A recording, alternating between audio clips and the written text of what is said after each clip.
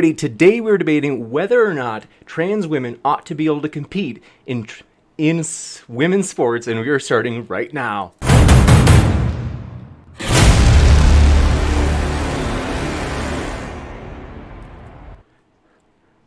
Ladies and gentlemen, thrilled to have you here.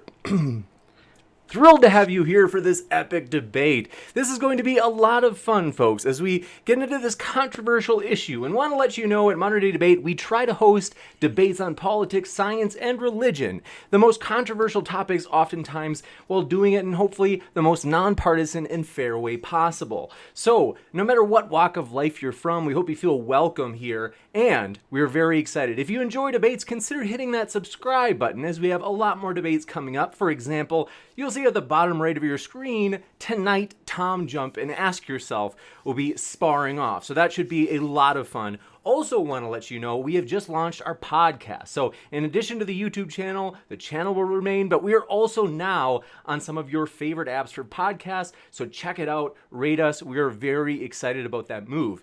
And also, want to let you know, our speakers are linked in the description. So that way, if you are listening and you're like, I like that, I want to hear more, you can hear more. That's why I put those links in the description just for you. We have a fairly flexible format. Before I get to that, though, I want to let you know about the men behind those links. And so just to see exactly what they've been up to, we're excited to have both of these guys here. So we'll start with Sargon, going left to right. So Sargon, excited to hear what you've been up to at your channel, any passion projects that you've just started, anything like that, if you'd be willing to share. Nothing that I can share at the moment, just producing regular content about the current decline of the West. You bet, absolutely. And Brenton, excited to have you as well. And if you want to share about what you've been up to, any new passion projects, topics that you've been delving into, love to hear it. Yeah, so my name is Brenton Lengel. I am a writer and comic author and playwright. Was active, had 7 plays produced in New York City, was very active in the Occupy Wall Street movement, and most recently my comic book Snow White Zombie Apocalypse. The successful Kickstarter for it has funded the creation of the 2nd issue, and we are done with the 2nd issue now. It's just being edited, and then it will be printed and sent out, and we're going to move on to the 3rd, which I'm really excited about. So thank you to everybody who supported it. It's a great story, and I'm having a blast telling it. Yeah, my channel is the main thing that I've been working on now, between the comics and a novel that I'm doing in collaboration with a rock band.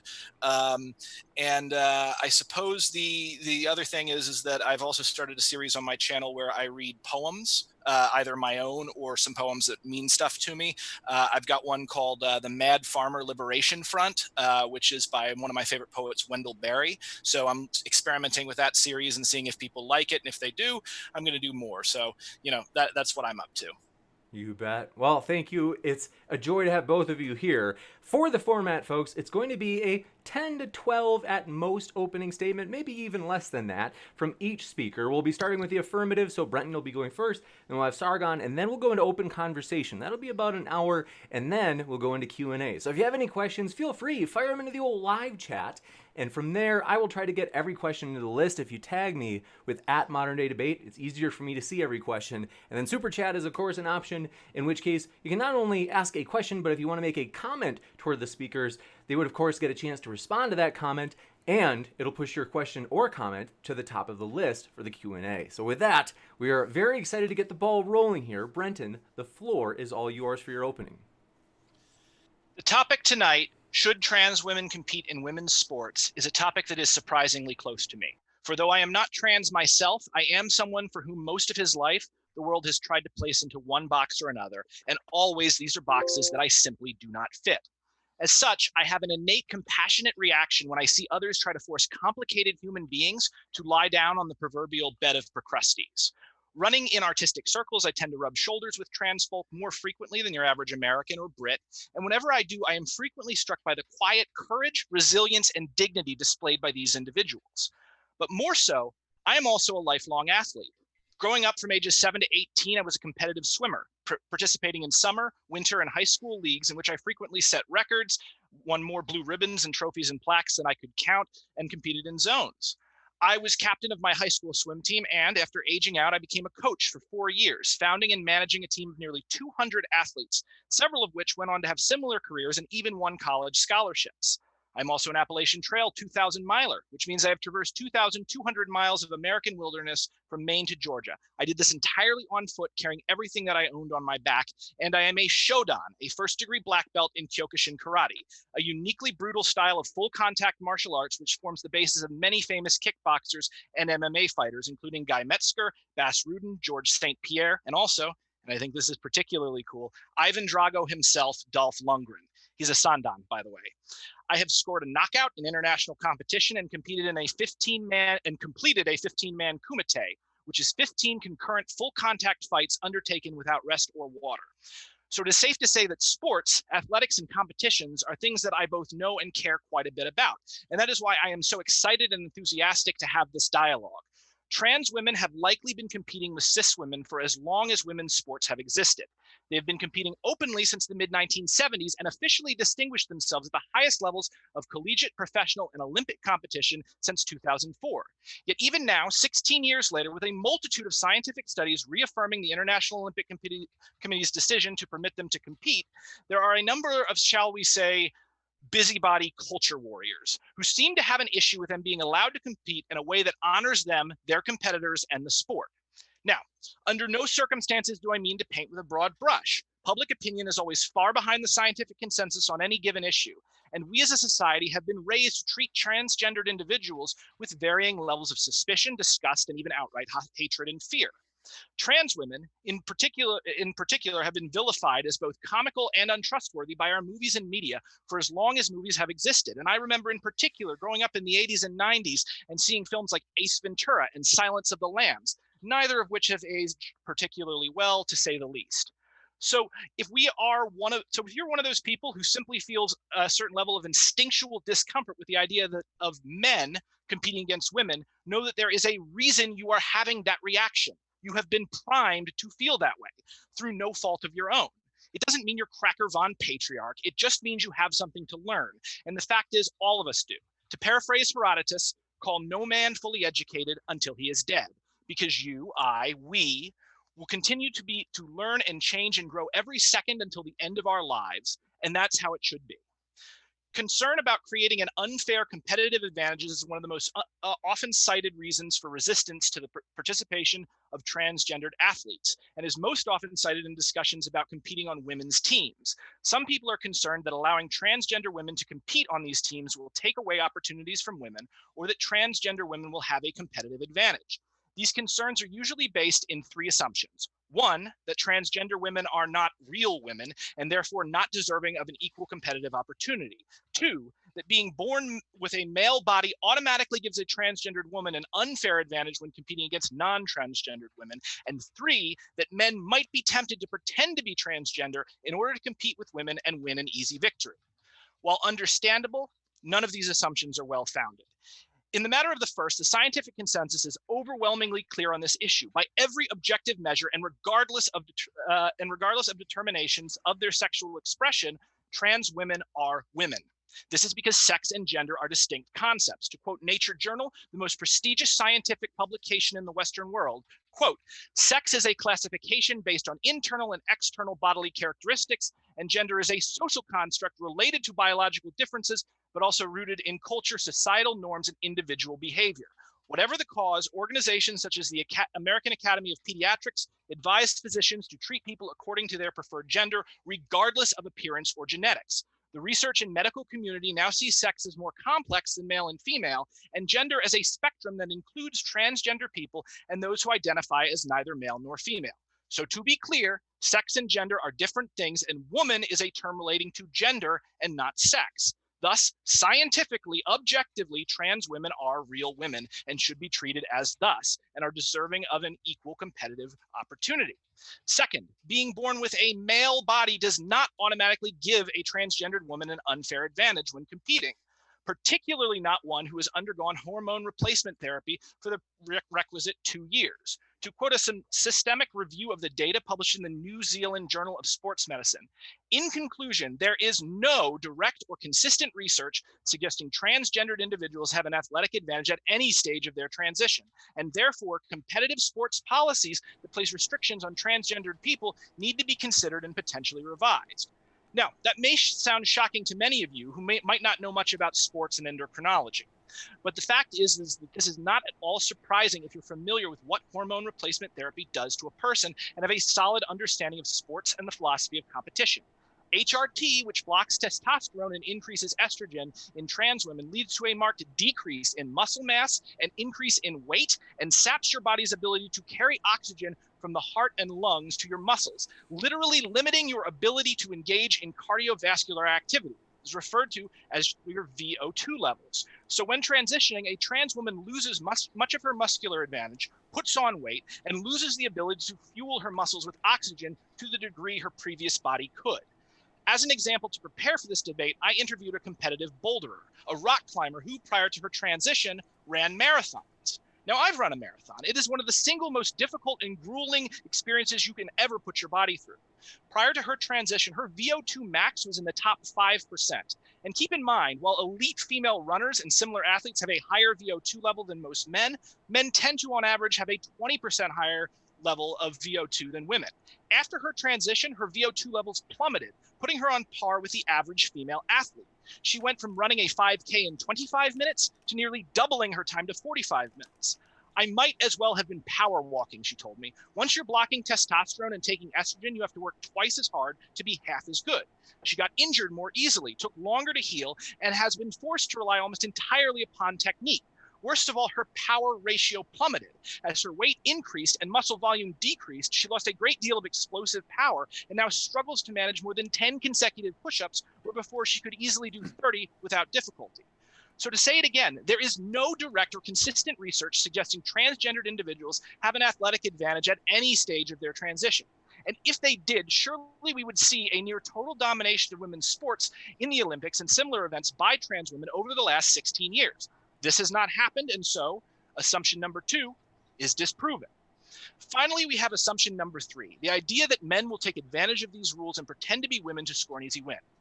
This is idiotic. One of the high schools I attended was in a small town. Now, I'm not that old, but I remember very well one of the other boys at my lunch table would frequently and loudly remark that if he were president, he'd round up all the gay people in the country, put them on an island, and blow them all to hell with a tactical nuclear strike. How do you think he would have reacted if I came in one day wearing a dress and telling everyone I was a woman? How many cis men would risk the kind of abuse that trans women go through just to win a few medals or set a record? The data bears this out. To quote the NCAA's Transgender Handbook, in the entire 40-year history of sex verification procedures in international sports competitions, no instances of such fraud have ever been revealed. Instead, rather than identifying men who are trying to fraudulently compete as women, sex verification tests have been misused to humiliate and unfairly exclude women with intersex conditions. The apparent failure of sex tests to serve their stated purpose of deterring fraud and the terrible damage they have caused to individual women athletes should be taken into account when developing policies for the inclusion of transgender athletes. This argument is so incredibly stupid that I genuinely have trouble believing anyone advances it in good faith. Even if there were such a man who would do this, I can pretty much guarantee you that he would not win, specifically because the sort of man who would use those tactics does not have the heart of a champion. It almost reminds me of the South Park episode where Eric Cartman pretends to be disabled so he can compete in the Special Olympics, thinking that simply because he's able-bodied, he will beat all of these trained athletes. And of course, Eric loses every event and looks like an idiot. So there you have it. The 3 objections addressed and 3 objections disproven, beyond the shadow of a doubt.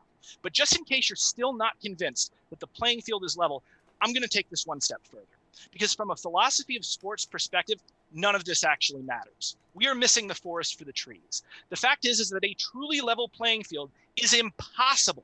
And if sports were just about bringing your own inborn advantages to bear in a perfectly controlled environment, literally no one would care about sports. The reason sports are so compelling is they bring together so many aspects of human existence and heighten them to a degree where we as the audience watch and wonder, how? How did they do that? How can the human body even perform such a task? It defies imagination. Sports are about the perfect storm of ability, will, and circumstance, combining to leave us and the competitors spellbound, to seemingly transcend the limits of humanity. The rules are there to facilitate this process, to deliver that experience, to make the impossible possible. The Olympic motto is Sidious, Altius, Fortius, roughly, faster, higher, stronger, as in push the envelope, go beyond.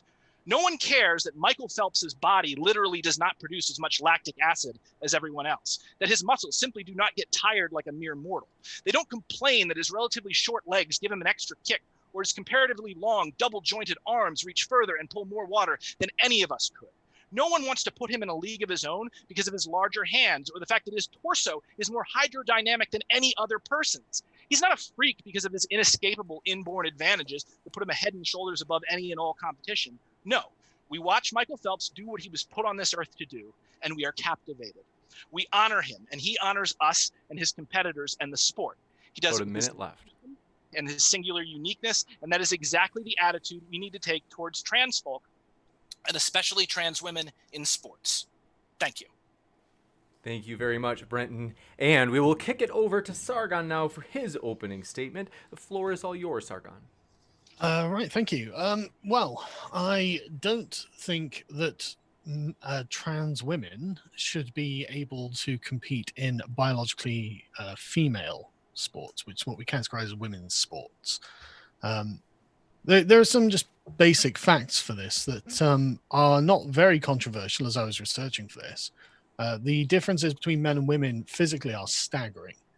Men have got higher lean muscle mass, they've got higher bone density, they've got narrower hips, they've got 56% greater lung volume, larger hearts, higher red blood cell counts.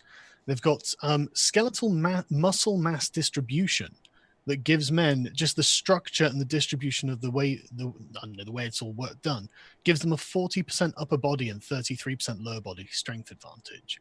I mean, these are really staggering differences. And I mean, it goes really deep into the actual sort of ingrained, the very nature of what we are. Like, you know, to the ligaments, men's ligaments can store 22% more energy than women's, and have got like a 14% stronger or less stress failures and things like this. And it really is like men perceive motion better than women, up to 75% faster in their perception of motion. And of course, they're taller and they're bigger and they've got bigger skeletons, and all of these things add up to insurmountable advantages. I mean, the physical differences between men and women are just, they're so staggering that the women's world record for the 100 meters is 10.49 seconds, and the men's qualifying to be an Olympic competitor is 10.16. There is not one woman on earth who can get into the men's Olympic competition. It's that big a difference. And you see this hilariously in women's football, actually. The difference is most pronounced when they're told to play teenage boys. I mean, in 2016, the Australian national women's soccer team lost 7-0 to the under-15 boys team. In 2017, the USA World Cup champions were beaten 5-2 by Dallas Academy's under-15s team. And these were the ones complaining about equal pay, by the way. We should be giving equal pay to the male team. It's like, okay, but you're not as good. And in 2018, Man U's women's team got thrashed 9-0 by like a Salford youth team.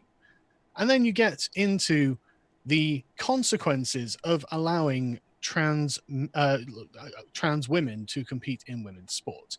And contrary to what has been stated, there are many examples of genetically male people who have entered into women's sports and totally dominated them. The first one I think that's most interesting is Renee Richards, who transitioned in 1975, a tennis player, but didn't turn pro until 41, which is really interesting because the average age of retirement in tennis is 27. And she said in an interview that she believed that if she'd started in her 20s, no genetic woman in the world would have been able to come close to me. It's really interesting, isn't it? And Rachel McKinnon is another interesting case. She transitioned at 37 in 2012. And then in 2018, she broke the world record for women's 200 meters cycling sprint. And then the next day won the women's cycling championship. And the third player, one of the competitors was just like, well, she obviously has advantages. And note the age, though, right? I'm 40 years old now, and I'm telling you, I know I'm slowing down. And so for these ladies to be smashing world records kind of makes you wonder, doesn't it? But it gets more ridiculous, in fact, when you get like they're just, and not necessarily Olympic sports, but just women's sports in general. There's Gabrielle Ludwig, who's a 6'8" Desert Storm veteran who, because she transitioned at 50 in 2012, got to play on women's college basketball teams and was described by the coach as the most dangerous player in the state. And I don't know whether you've ever played Blood Bowl, but it kind of looked like the starting lineup of that, with a bunch of 5'6" women and then this 6'8", 200+ pound Desert Storm veteran standing there. It looked ridiculous. There's no, and that is, at least basketball is not a particularly contact sport. I mean, there is contact obviously, but you get Hannah Mounsey, who's a handball player, and there's a lot of contact in this. And she's 6'2", well over 200 pounds, 30 years old, and staggeringly big. Just I wouldn't fight that person. And I'm not a weak guy, but man, she looks terrifying, and it's sad to watch. It's embarrassing for Hannah Mounsey as well. I mean, if you gave a damn about fair competition, you would look at the at the size differences between these people and say that this just isn't fair. No matter what it is, it's not fair. And the people who are taking advantage of their biological size and this technicality in the rules should feel ashamed of themselves, because what they are doing, and I've got lots of other examples, but I don't want to waste everyone's time giving you examples of, broke world records in the women's 100-meter and 200-meter dash, world powerlifting records, all of these, like there are loads of examples of these records that are being held by women. And that's why there are loads of women who are actually objecting. You've got, in 2019, there's a particular spate of them. One of them, Martina Navratilova, I can't pronounce the name, 18-time tennis Grand Slam winner, said it was insane and cheating to allow male-female trans to compete against biological females because of the inherent physical advantages men they have, which they do. She was branded transphobic and under a lot of pressure was forced to apologize. Then you had Sharon Davies, a Commonwealth Games gold medalist, that said, every single woman athlete I've spoken to, and I've spoken to many, all my friends in international sports, understand and feel the same way as me. And she was, of course, branded transphobic. And then you had Paula Radcliffe saying that the financial incentive would be there. And a federal lawsuit was filed in 2020 by a group of female students and their parents against not against the two transgender people who were competing in Connecticut school sport. I think they're 17 years old. But what happened? In fact, these in fact, this was Terry Miller, who in 2018 broke world records in 100 and 200 meter dash in the CIAC State Open Track and Field competition. And the second place was another male-to-female transgender called Andrea Yearwood. And the lawsuit is about blocking them from being able to compete in the female races. Because, and as they say, mentally and physically, we know the outcome of the race before it even starts. That biological unfairness doesn't go away because of what someone believes about gender identity. Now, I think that these facts are, well, the evidence. These are aspects of reality that we can see, that we can understand. And so saying that there's no direct or consistent research to show that it does, that's fine. We can look at merely the consequences. We can see the results. The results are that men, and they do lose a percentage of muscle mass and other advantages, but there are some advantages that are inherent, things like the skeleton, the heart size, the lung size, things like this. And decades of being male, testosterone leaves muscle memory and things like this. Again, I'm no expert on these things, but this is what apparently the experts are saying, and this can't just be undone. And we don't even know that a lot of these people, even if they have been transitioning for more than 2 years, some of them haven't. I mean, one of them had been doing it for less than 11 months when she was winning women's powerlifting. So to say, and a lot of them are doing it quite late in life after having no particular achievement in the male category. So I think that it's not clear cut to just say that this is one or the other, and that this doesn't happen, and that the opposition is so stupid as to not really care about women actually being in women's sports. Because really, this does all come down to definitions. And fundamentally, I just don't agree that trans women are women, because I think the definition of woman is adult human female. And I don't think that a person who was born male is a female. I think I'll end my statement there. You bet. Thanks very much, Sargon. And with that, we'll kick it into the open discussion. So, floor is all yours, gentlemen. All right. So thank you for that, Sargon. So I was a little surprised by the opening, arguments, largely because you've already been confronted by rationality rules on the fallacy of nut picking, and that was what you were doing. You were picking out a couple of wins from trans women and saying that because trans women won, therefore trans women will always win, and it's not fair, which is simply not the case. Well, could I just stop you on that before you move Sure. on from that point? Because that's not what I'm saying. I'm saying that trans women will always win because they are physically more advantaged by having been male, and that is the case. Okay, but the science says the complete opposite No, of it what doesn't. you're talking about. Yeah, No, it doesn't. absolutely does. Well, then, like, for instance, listen, you met, we can disagree on the facts. One sec. But Just I don't because agree. Otherwise, so sorry to interrupt, guys. Brenton, it's a little bit different from before when we started. I think that your volume, it's a little bit high. If you're able to to turn down my volume, even sometimes spacing away from the mic just a little bit might help alleviate the difference. how's this? That's perfect. Thanks so much. Okay. Yeah. So first off, like the science is clear on this. Now, you talk, for instance, about having a larger heart or larger lungs. So again, as I mentioned in my opening statement, their VO2 levels drop. It doesn't matter how large their heart or their lungs is if the blood cannot carry the oxygen to the muscles. It completely negates that advantage. It obviously doesn't. Well, this is proven. It does. No, it's not. You said there's no direct or consistent research that proves that that's not the case, and you are simply assuming that is the case. I said there's no direct or consistent research that proves they have an advantage. They don't have an advantage. So you can't prove a negative. No, yes, you were assuming the negative because we have. Because that's how the burden of proof works. Can I finish my sentence? Yeah, absolutely. Go. So what I'm saying to you is that you were assuming, because we haven't proven that there is an advantage, that there is no advantage. But that doesn't follow. It just means we haven't proven it yet. I still think that there is an advantage, and I think the evidence of this is the fact that women are being demolished by transgender women in sports. But they're not being demolished by transgender women in sports. What's happening is that a few trans women are winning, and that becomes big news. Nobody reports when a trans woman loses or gets second or third place because there's not a lot of money in that. No, they don't. Not to the aspect the culture warriors do.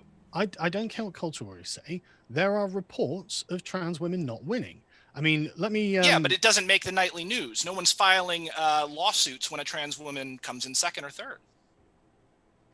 So that's the problem, isn't it? So it creates a false idea in your mind that trans women are blowing cis women out of the water, and it's just not happening. We know they are because they're winning medals. They are setting a few are winning records. Medals. And so are cis women. But they're setting records that can't be set by cis women. They're setting records that haven't been set by cis women yet, because that's how records work. Because they can't be set.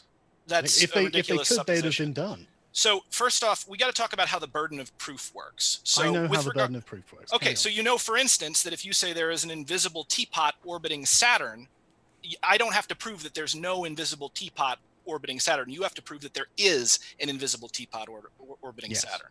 So obviously the burden of proof is on you to prove that trans women have an innate advantage. And yes, I have. They do have innate advantage. How have you proven that? By the fact that they're larger, stronger, they run faster, they've got faster reflexes. Okay, so larger doesn't always matter, like depending upon the sport. It depends on what you're doing. Yeah. So take, for instance, volleyball.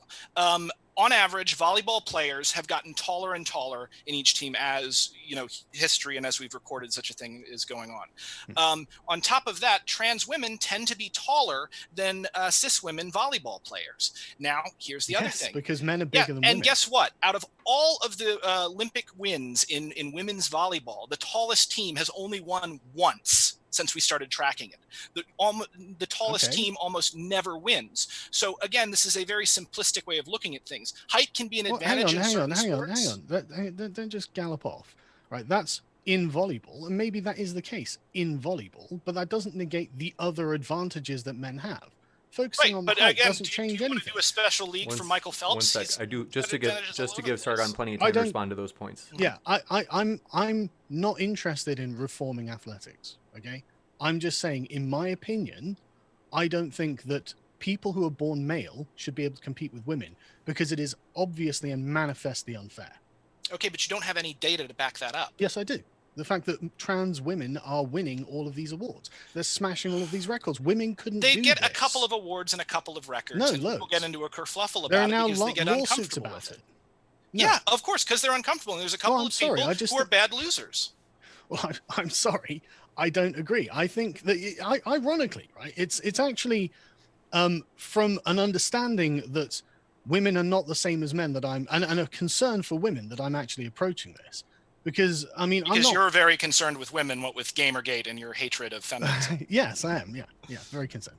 I'm worried. I'm worried about what the intersectional left will end up doing to women, and that is actually one of the things. I think it's amazing that a lot of defenders of women are now saying, no, it's okay if biological men take over your sports. I mean, I can really see there is no such thing as a biological man. Now, what you mean to say is biological male. Sorry, what you mean to say is a biological male. Yes. I understand your pedantry. But biologically male people are not female, definitionally.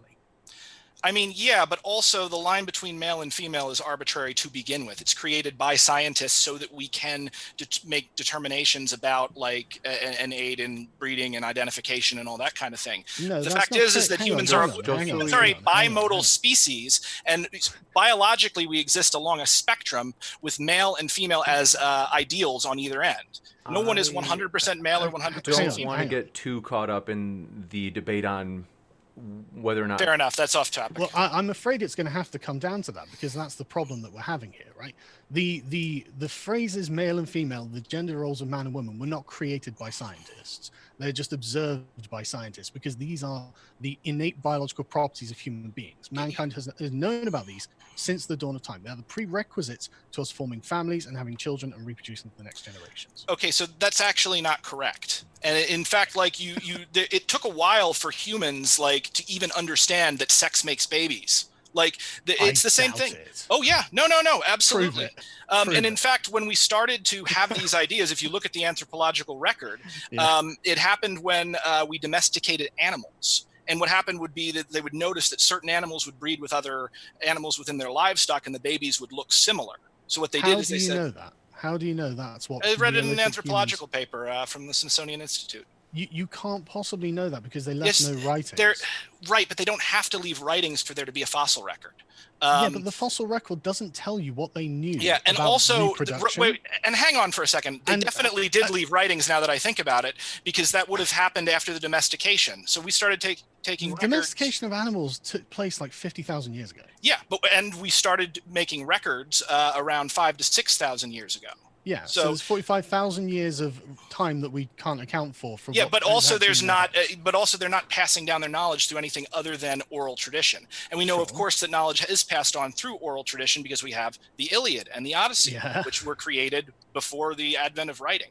Anyway, the point is that you're taking a lot of things. This is important because you're totally flat wrong on this. Like ancient Neolithic humans, you absolutely are. They absolutely knew that having sex produced babies. And how do you know that? Because every human knows that. Okay, it's a part of being human. It's a but they didn't have writing to write it down and tell you that sex makes babies on their thing, right? But I'm not the one suggesting that Neolithic humans had no idea how. And again, what you're doing is, I'm assuming a negative. The burden of proof is again on you. I think it's just a fair assumption to say that if modern humans know that reproduction happens because we go through it, and this has been the case for human beings back into time immemorial, there's no reason to think that they didn't know that as well. No, the fact is We that, might want again, to transition just because all right. I'm okay Seriously, with us going on different topics as long as I we think kind we of should direct stay- it, kind of tie it back to help the audience I just to see. don't think you should make unsubstantiated claims like ancient people it is didn't substantiated. Like I said, this is know that known reproduction to produced anthropologists. babies. This is known to anthropologists. Again, No, it's we not. get these ideas about how things work as we move forward. I mean, for the longest time, people believed in, what was it, like spontaneous generation, where they would have like a big silo of grain, and then suddenly they put the grain in there, and then over the winter, they'd come in, they'd open it up in the spring, there'd be a bunch of mice. People thought, oh no, the grain turned into mice. Yeah, they used to think that again, fish you're spontaneously generated in the water too. Yeah, exactly. So Fish again, used to be a you're vegetable. making, yeah.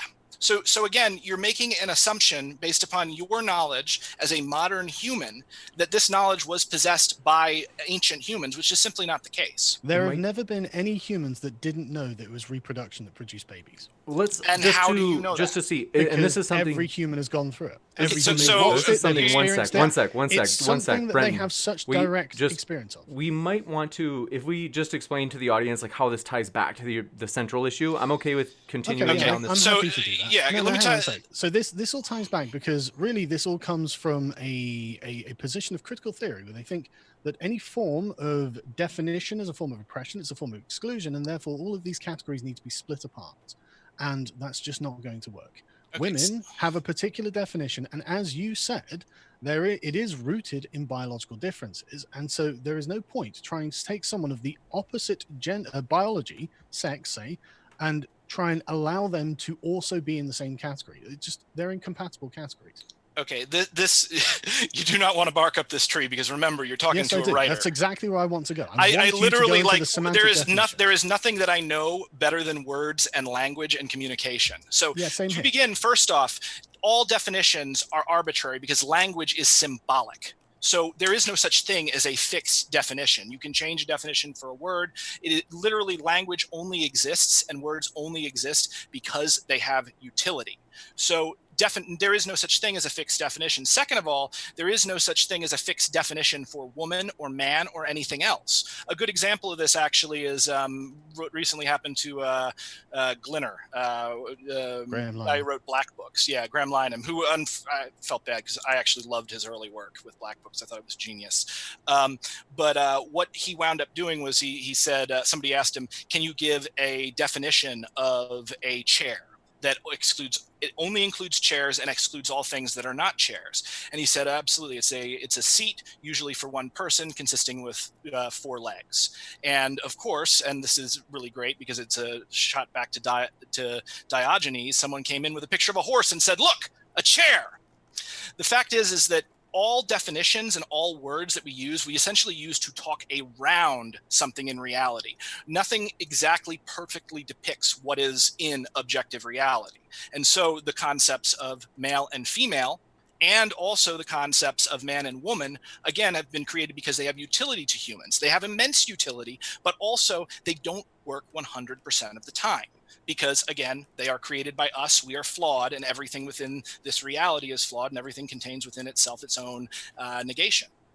Now, you talk about critical theory. No, let's stop there. No. We're not done on this subject. Okay. Right. So what you've proposed essentially is, I think, what we could term as Bertrand Russell's atomic theory of language. The problem with the atomic theory of language is that you need to now find logical and semantical justification from within an isolated sentence for what you've said. And as you've said, these are not things that are in some way objective, right? A word has the meaning into which we infuse it. I don't subscribe to this theory. And honestly, I think by the end of his life, Bertrand Russell didn't either. And honestly, I'm not going to be rude, but you ain't the guy to solve it either. I think we should subscribe to Dummett's holistic view of language, where we just base our meaning based on the rest of the language that we understand. So we take all of the language as a giant sort of ball of interwebbed, interconnected words that have meanings that are reliant on other words' meanings. Mm-hmm. You are absolutely right that language, sentences, for example, a fact is a sentence that's constructed to represent linguistically, so we understand, a part of reality that we can see. That's correct. Now, the reason that I don't accept that the definition of woman, for example, in this case, is anything other than adult human female, is because of the necessary conjunction it has with the mating process itself, right? This is a deep part of the human condition. It's what people, almost every song is about love. It's all about wooing one another. And the reason that we have man and woman is because of the utility that they bring us. This utility is essential if we want to carry on as a species. What are contained within the words man and woman. Sorry. Hang on. It's essential, like you wouldn't know who you could mate with and who you might not want to mate with if it wasn't man and woman. Like you would run around and like if you didn't have the word man and you didn't have the word woman, you might like go fuck a guy. We will create something like man or woman to facilitate right, but that's, you know, again, it's not words that drive someone to reproduce or mate. Like sexual attraction is innate. You can't like get around that by playing with language. So I don't see what this has to do with anything. I don't see what it has to do with okay, well, let me explain to you. Right, the difference is that men and women have different interests because of their biological differences. They're very, very different. I mean, women have to deal with the fact that men are, frankly, almost any man is able to pummel the crap out of almost any woman. I mean, not true. Cold truth. That's absolutely true. No, I gotta tell you. So my dojo, for instance, provide me an example of a woman who can beat up any man. That's fine. But on average, almost any woman, when she goes on a date with a man, is going to find herself the physical inferior of that man. Okay, so why do you suddenly understand this now when you didn't understand it before? I'm not finished explaining. Okay. So the reason that we have these gender roles is primarily for women's protection in that way. We make sure that men understand that women are actually something we have to make room for, because I do agree with the feminists that the TERFs, shall we say, that unchecked and rampant masculinity can indeed be very oppressive towards women. We can see this in the Middle East. Almost all of Islam is basically focused around making sure the man never has to take responsibility for his masculinity. Religion in general does that. I agree, but let's not go off on the topic. But we can see the results if we don't do this, and so it is important for women for us to have social rules that are commonly understood that every single person has. And this just facilitates courtship. It just makes it a lot easier. The woman knows what is expected of her. The man knows what's expected of him. The man has an understood set of interests, and the woman has an understood set of interests. So this is a fallacious appeal to consequence. I'm not even finished. Shut up. Right. For example, the man wants exclusive access to the woman for reproductive rights, and the woman wants to make sure that she's going to have resources once she has reproduced. So to say that man and woman don't have utility because we connect the definition of them to the biological reality of male and female is nonsense, in my opinion. I said they do. It does have utility. I just said it doesn't always have utility in every situation. It doesn't have to. Yeah, but this is the thing. We need to figure out a way to expand the definition and to make the proper accommodations when it doesn't work. You know, why? Because it promotes a more harmonious, successful society for all of us. I'm not seeing a lot of harmony because of all this. Well, yeah, but you're not seeing harmony. 1% of the population, we are tearing apart the genders. You get the military is less than 1% of the population. The military is like 0.7, 0.8% of the population. Look how much we do for the military. So yes. So the size doesn't matter. The military is something that we artificially create for a specific reason. Well, yeah, but we also artificially create sports for a specific reason. Yes, we do, for the same reason as the military, really. But that's not the same thing. Whoa! What do you mean with the same reason as the military? What are you talking about? This is fascinating. Let's go into this. No, because that's going off topic. How? Okay, but okay. Do you think that we have a choice about being men and women? Like, do you think that the average? Remember, half of the population is lower than 100 IQ. So I realize that you're a very smart chap, but there are lots 145, of people, by the way. I no doubt. There are lots and lots of people who actually do need these sort of, I guess we can call them narratives, right? To guide them in life. And I realize that a 145 IQ like yourself probably doesn't need these things, but a lot of people do. And I think it's actually really privileged of you on your part to not consider their perspective. So they need the concept of men and women to be incredibly simplistic or they'll lose their minds? Yes. Okay, do you have an example of this happening? Yeah, there are loads of stupid people around. Who do you think? Do you think it's fucking rocket scientists who are murdering trans women? I mean, I think What do you think the average IQ of those people murdering trans women are? Do you think it's high? it Or could do you be think- high. or There's do you think- serial no, it's killers, not. for Do you think instance, have it's very high idiots? IQs. Do you think it's idiots who don't know how to deal with the fact that something for them is deep and there's something they don't understand, but it feels pre-programmed, probably because in many ways it is, and then they're having this flouted, and I mean, you watch the videos of it, it's horrific. Yeah. Like the language used, the people involved, they are not winning any prizes. Okay. Yeah. So you can sit from your position So, of yeah, but 145 IQ privilege, but these yeah. people need this stuff. Okay? Except this stuff is what's driving them to kill. I mean, again, It's yeah. not. Dude, look, again, I mentioned at the beginning the two biggest examples of like trans women in our culture when we were growing up. It was like Ace Ventura, where when he figures out he's had sex with a trans woman, he pukes, he rips her clothes off in front of everybody. He spends an entire like hilarious scene. And then you've also got like, well, why do you think that? But why do you think that was the case? That was the case because of internalized homophobia. It's because he had sex with a man. Yeah. Well, again, no, he didn't. He had sex with a trans woman. It's not the same thing. Okay, he had sex with a male then. Yeah, but he didn't actually have problems with it when he was having the sex. It wasn't until after he figured it out that he suddenly lost his mind. So, it's rough being deceived, isn't it? Well, it's rough being deceived, but being deceived is not the same thing to that level. Like, again, you look at, for instance... how? You're being deceived about the person you're having sex with, and that's what? Not as bad as what? I mean, being deceived about the person that you're having sex, everyone's deceived to one extent or another. We can never know 100% about anybody else. Big lie, yeah. Well, I'm not just saying makeup. I'm saying like there's stuff I don't even know about my wife because she's another person and I can't see inside her head. So there, how much needs to be revealed beforehand, and this is really in the weeds. I think the sex of the person you're about to have sex with is probably useful. It's useful. Why is it useful? Because really, I think ultimately it's because ultimately when people form relationships, they're not just doing it for the sort of immediate hedonistic desire of having sex. That's a pretty shallow thing to attribute to our fellow man. I think they're really thinking about potential long-term interest, settling down, having a family, and if it turns out that the lovely young woman that you've been romancing actually turns out to have some balls, then that was a lot of time wasted, wasn't it? If it was time wasted, though, you would see the same thing happen if a woman admits she's infertile, and that's simply not the fact. God, yeah. And if I married a woman and we said, right, we're going to have kids, and then she told me actually before we got married I knew I was infertile, I'd be pissed, man.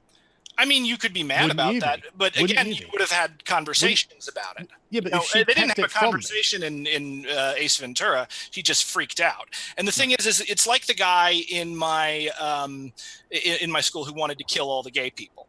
Like he wanted to do that because he was taught that gay people are really bad, and he probably had some feelings of his own that he had to deal with. I don't know, but he's probably gay. Well, I would say probably a little bi. But like the thing is that again, sexuality exists on a spectrum. We're all a little gay, some are less and some are more. But I mean, if he's thinking about gay people an awful lot and how much he hates those gays, I mean, it's playing on his mind. He's probably yeah. But the point is that society has taught him to behave in that way, and these are the traditional gender roles you seem to be defending. Now, this is important as it does back it up, but I think we should really move on to sports because that is the topic here. Just to be clear, but the thing is, this does come down to what you think is a woman, right? That's the very root of this. But I mean, I don't think that I don't think that gender roles necessitate homophobia. I don't think they're the root cause of homophobia. I mean, it seems to me I don't think they're the root cause. That's the Abrahamic religions generally, right?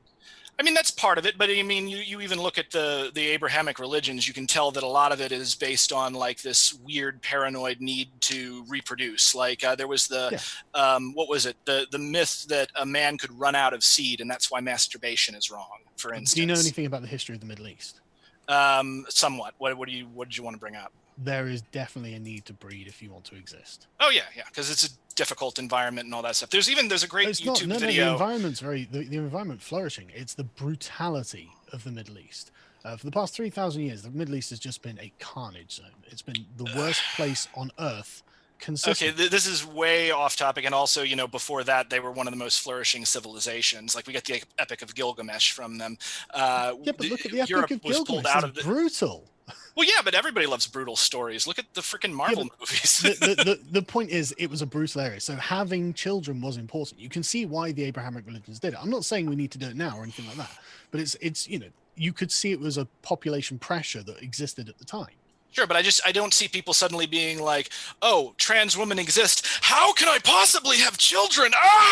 It doesn't make sense. Now, I didn't say that. That's why it didn't make sense. Well, no, I'm exaggerating to make a point. But anyway, don't make points I didn't make. Well, no, the point that you made, fair enough. But the point that you made specifically was that we need this traditional understanding of gender to understand how to breed, and that doesn't make any sense. Not to understand how to breed. I mean, the physical act of breeding. Obviously, every animal knows how to do that.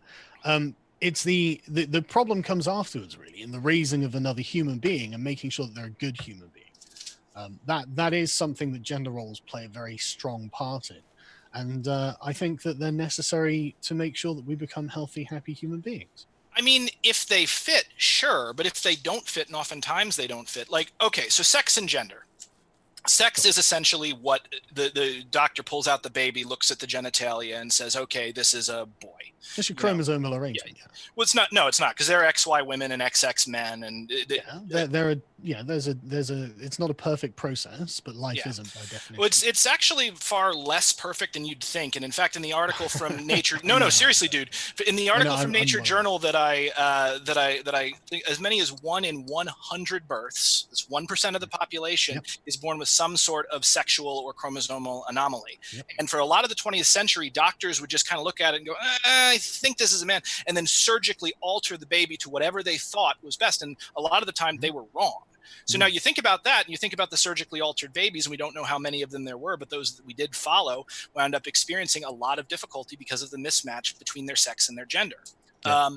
So, we know that essentially sex is, you just have these characteristics. It's not good or it's not bad. It's just these characteristics exist. We observe them, and we're enough to say, that's a man and that's a woman. Sure. Then there's gender, and gender is the therefore you should, and to dictate your role in society. This works very broadly. But it does not serve a very significant minority of humans, and it gets us into problems. It's essentially a bug in the system that we need to solve. And one of the aspects that we should solve it in is athletics. Because again, okay, let me stop you there then. I agree that there is an imperfect mechanism that is created.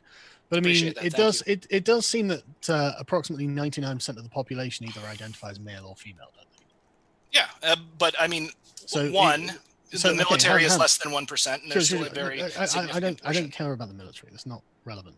The military is optional. But people being male or female isn't optional, right? Like, you are commanded by your gender to be one of these things, unless you are one of the very small number of people, less than 1% of people, who have a biological defect. Right now, I'm sorry. I wouldn't call that a defect. You're speaking too judgmentally about it. It would be a mutation. But the thing is, we're all. That sounds worse. Yeah, but again, I'm using scientific language, and you're right. So it does. Yeah, but the thing is that when I'm saying it, I'm saying it as this is just a thing that exists. It's not good or bad. I'll tell you what. Let's say I'm going to say it as moral condemnation. Okay. Yeah. Am I okay to do that? Can I say that? No, that's ridiculous. Don't agree with that. No, it's not. There's no point condemning someone for something they didn't have a choice of, right? So I'm not going to condemn someone for having been born with a genetic anomaly that means they are somehow insect, right? Yeah, I'm not trying to be pejorative, right? It's obviously silly to be so. But that doesn't mean that because there is a fewer than 1% anomaly, that we abolish the categories of male or female, or detach them and make them somehow transcendental to the biology of a human being, because we need those to be attached to the biology of the human being in our heads, as in adult human woman, adult human male, or else they actually don't really mean very much at all, and they don't fulfill the function that we actually need fulfilled in life. I mean, I don't disagree with you on that, but nobody's saying to abolish male and female. I mean, no. I found that earlier. Hang on. Yeah. Now you've got, for instance, like it was an ethics paper that was done on, like, PubMed or something, where they were saying, look, we can't figure out any other way but to but to abolish the categories of male, female, and think of something that they said would, quote, be more fair. Okay. I mean, I'd have to see Brenton, that. 1 second. Yes. Forgive me. It was just because your volume's creeping up a little bit again, where I have you bumping into the The red. hell? If there's any way to... Is this better? That's definitely better. Okay, good. And if I can turn down the volume a little bit more. I have a loud voice. I would maybe even a little bit more, just to be safe. Thanks so much. How's that?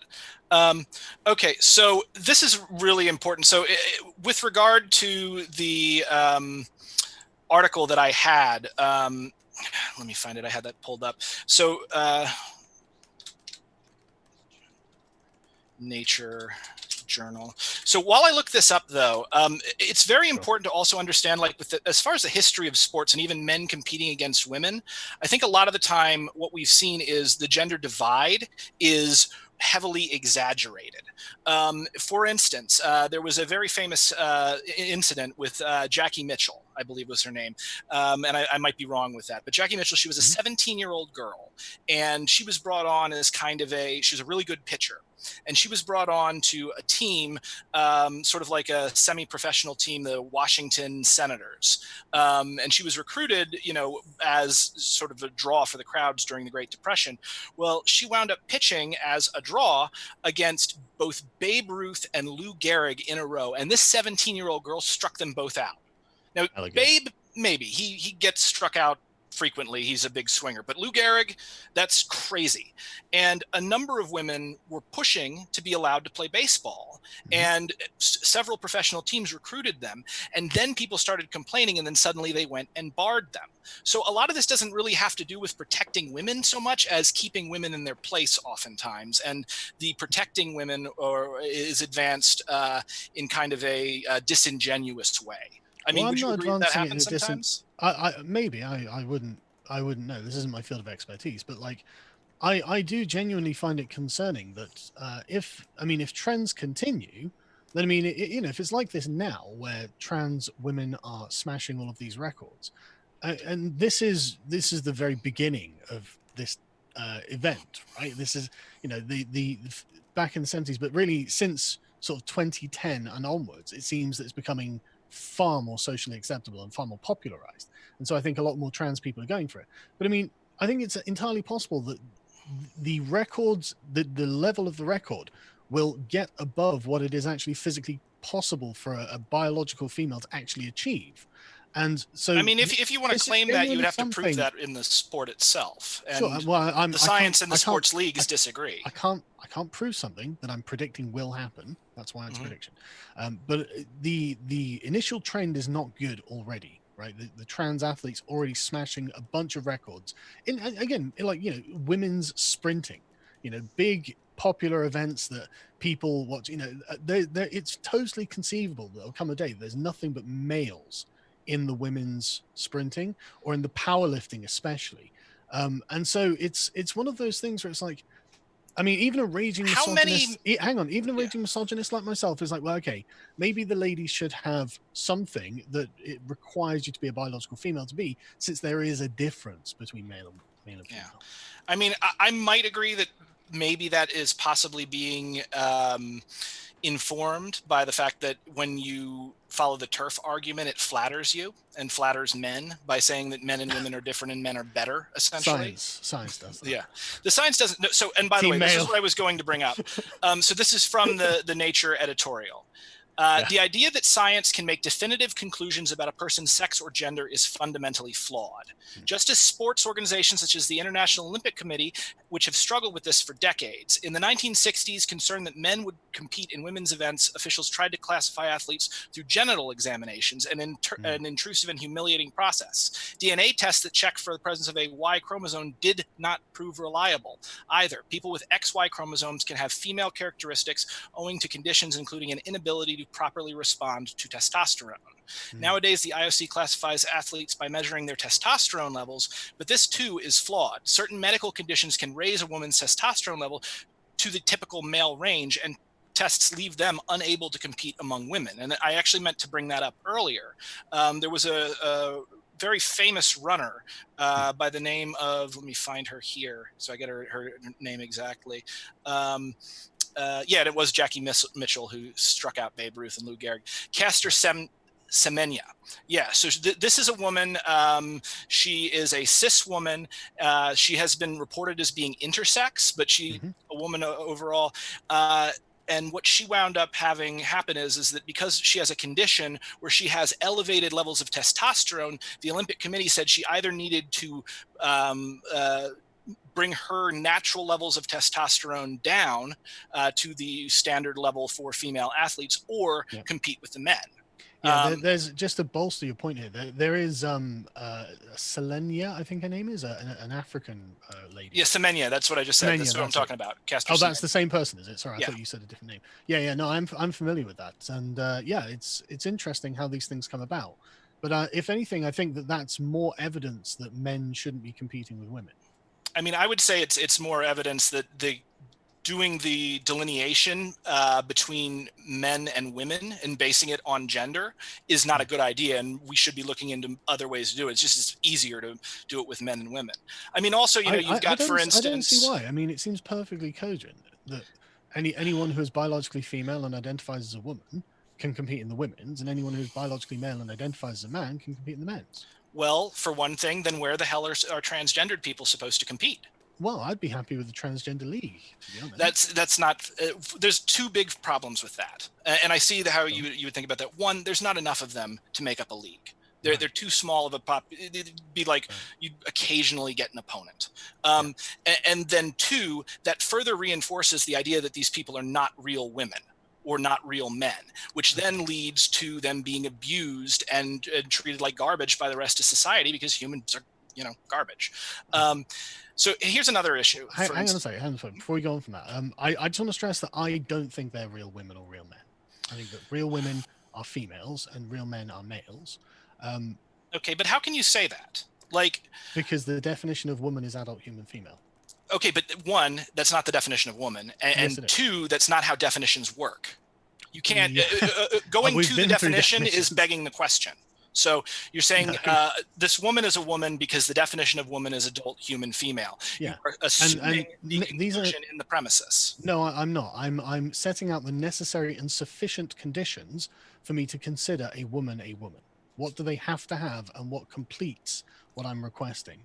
And being an adult, being a human, and being a female are those necessary and sufficient conditions. Okay, but again, that is a circular argument, Sargon. No, that's a definition.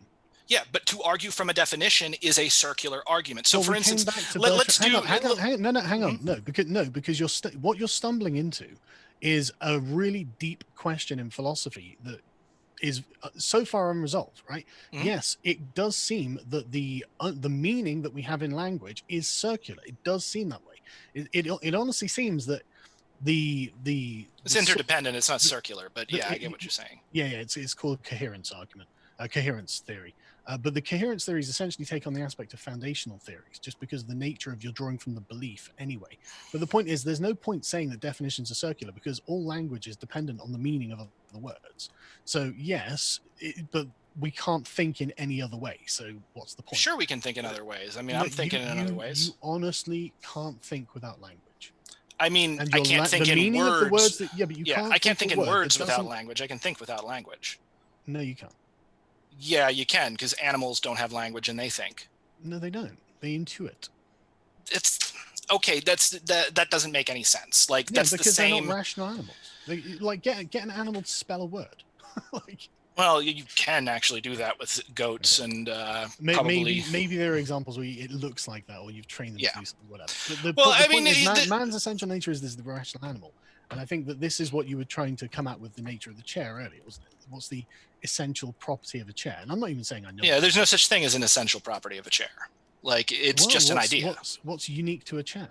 That's how you identify it. I'm not saying I've got the answer. Yeah, but unless we're talking about freaking Plato with some abstract realm of magical forms where there is a chair that originates all other chairs, and we have no evidence for this whatsoever. It's just something he thought of. Nonsense, yeah.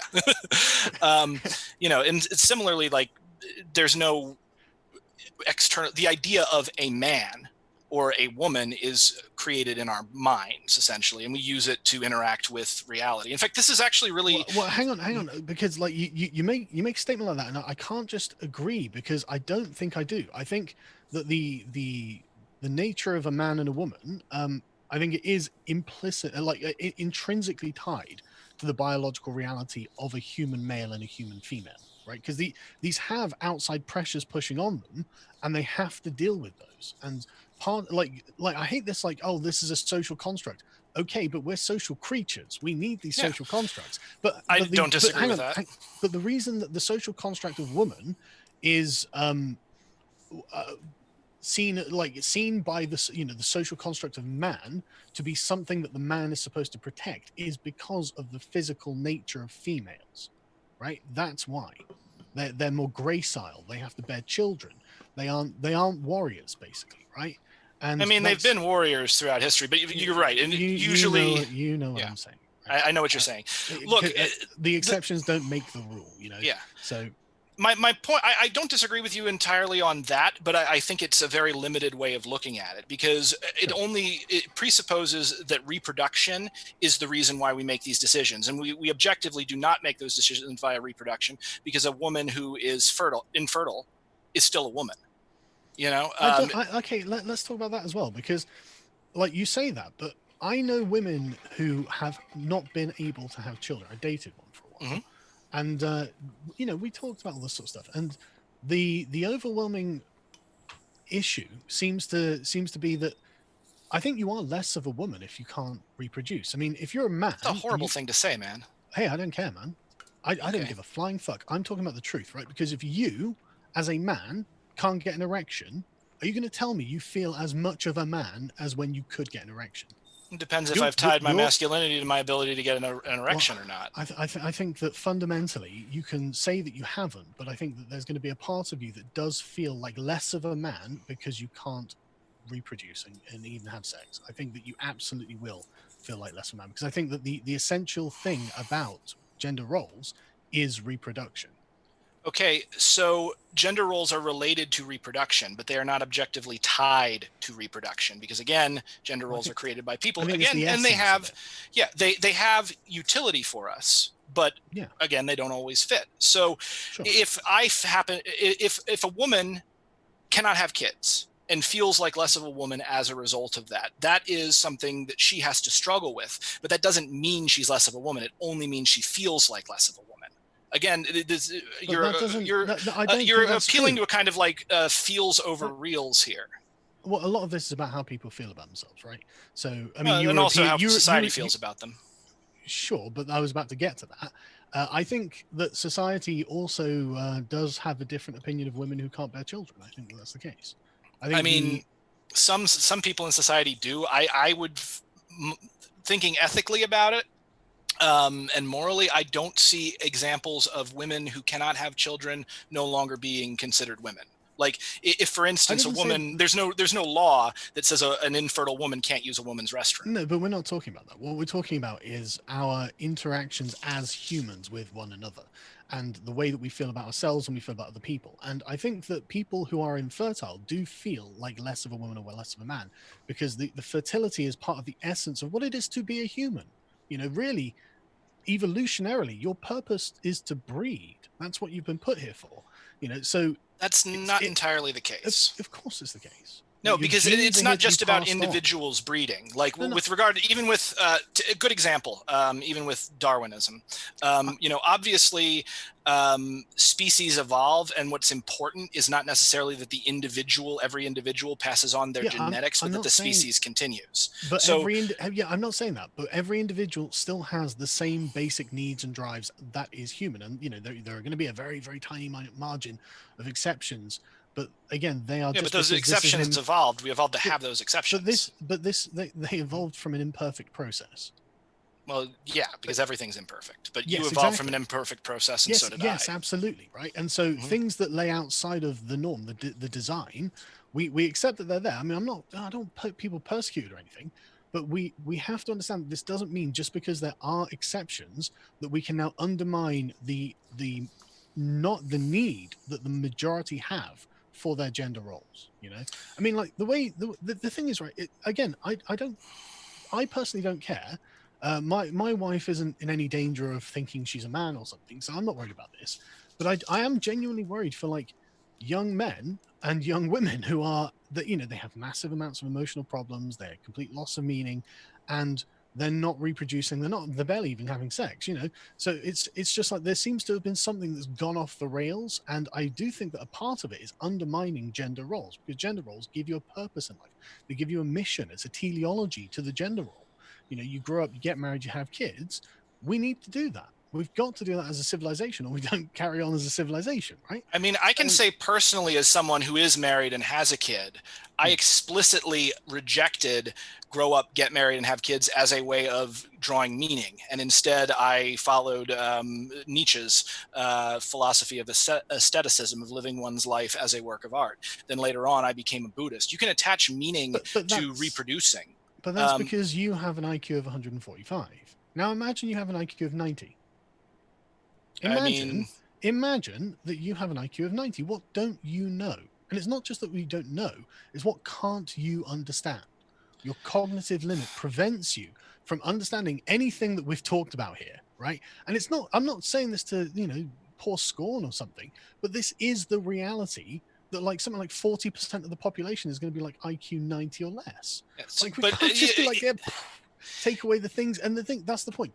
Men and women, they're so intuitive things that they don't need to be intelligent to figure these things out, and we can't just start taking away these things and then telling them, oh, you can just deal with it, Okay, but nobody's taking away these things. We're just expanding our ideas about them.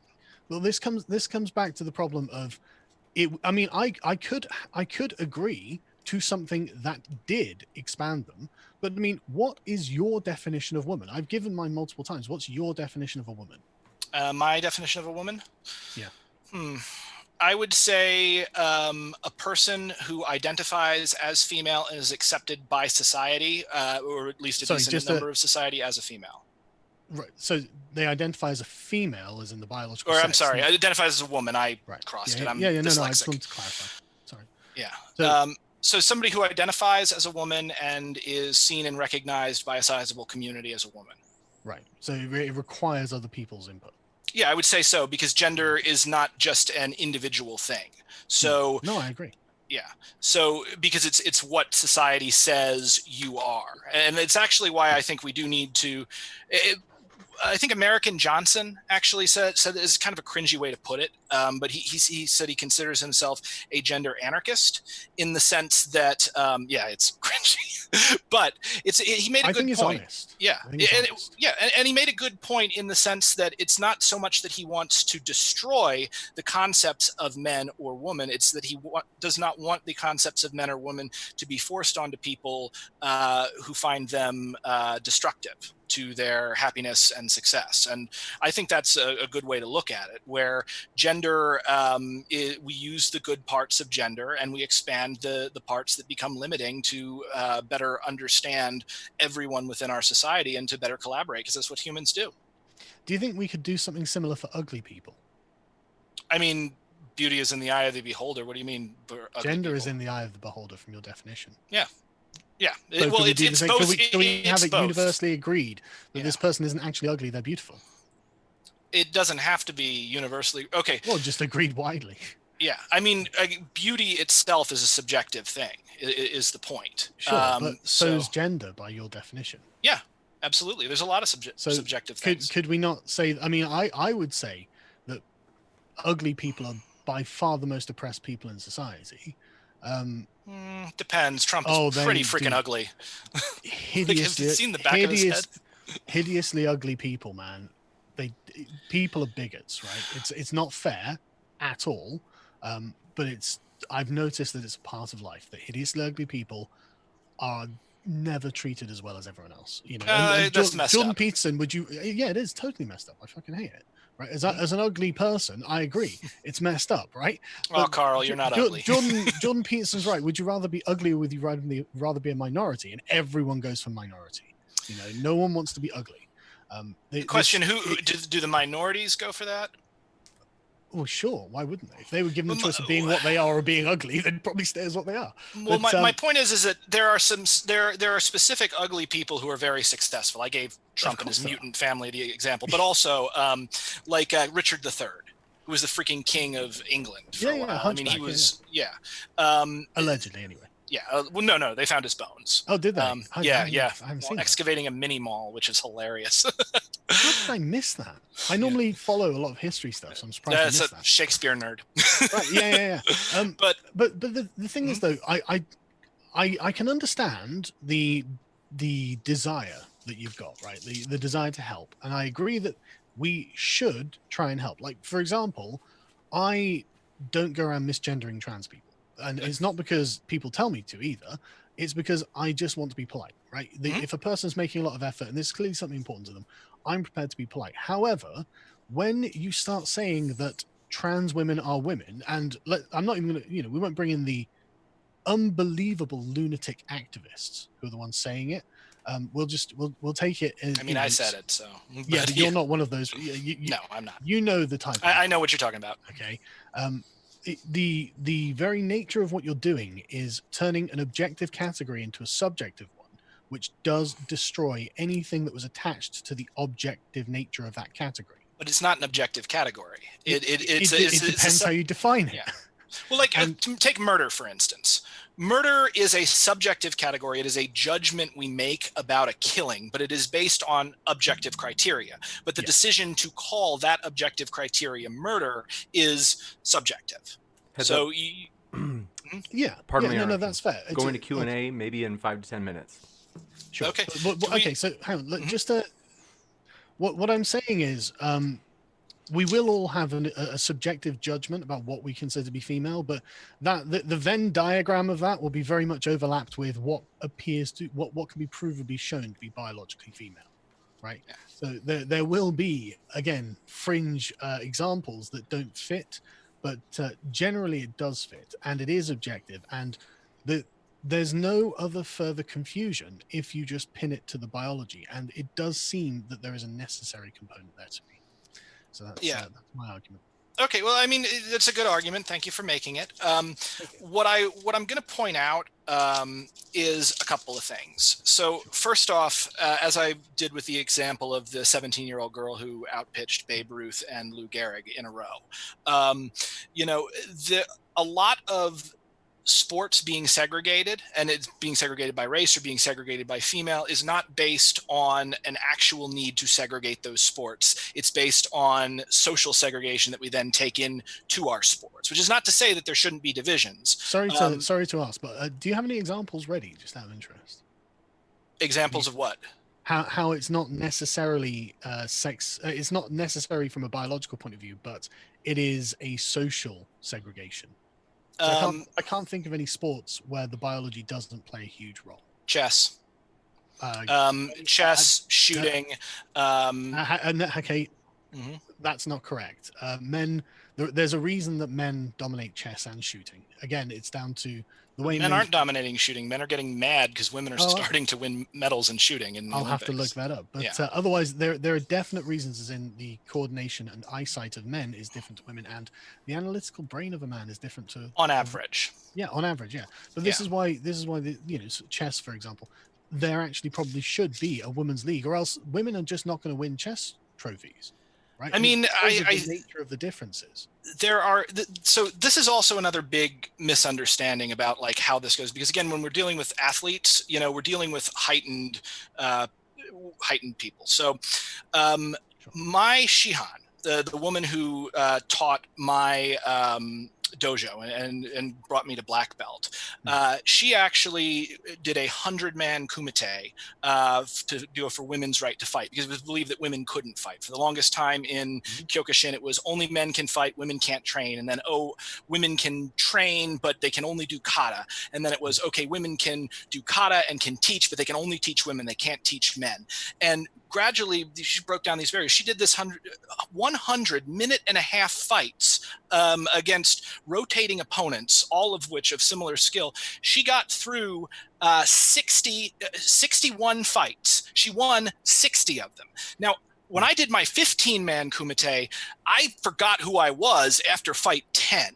So the fact of the matter is that what the human body is capable of, and you'll see this, like, go and watch a Kyokushin match. Like, if you actually watch when we do full knockdown, which is literally bare knuckle, 2 black belts wailing on each other's torso and leg. Awesome, actually. It's really cool until somebody falls. And the fact is not just that this happens, but that these people go on to do 2, 3, 4 bare knuckle fights in a row in a day. It is one of the most mind-blowing things. And when I watched it, I was like, I can't even believe that, like, I'm seeing this. Now, if you actually go on my YouTube channel, there is a video, I'll link it later on, but there is a video, because you talked about someone being taller.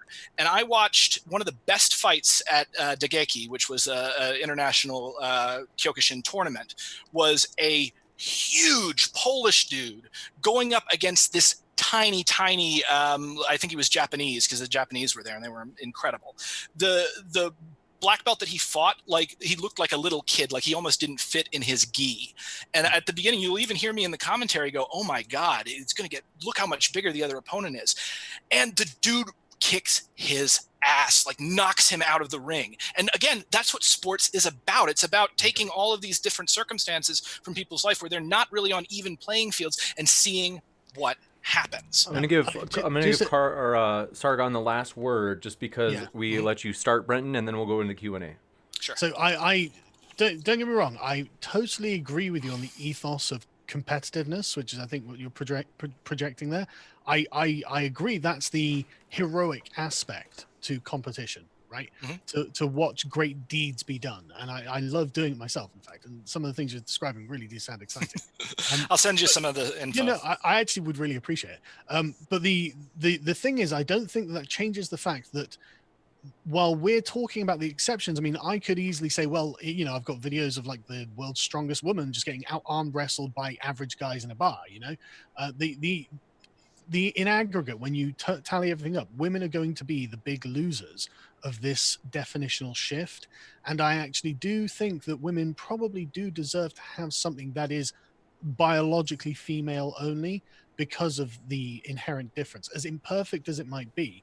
And despite the fact there might be other social issues that stem from it that in their own way do need to be solved, I agree. But I do think that it does, in effect, I really can see why they think that's taking something away from them.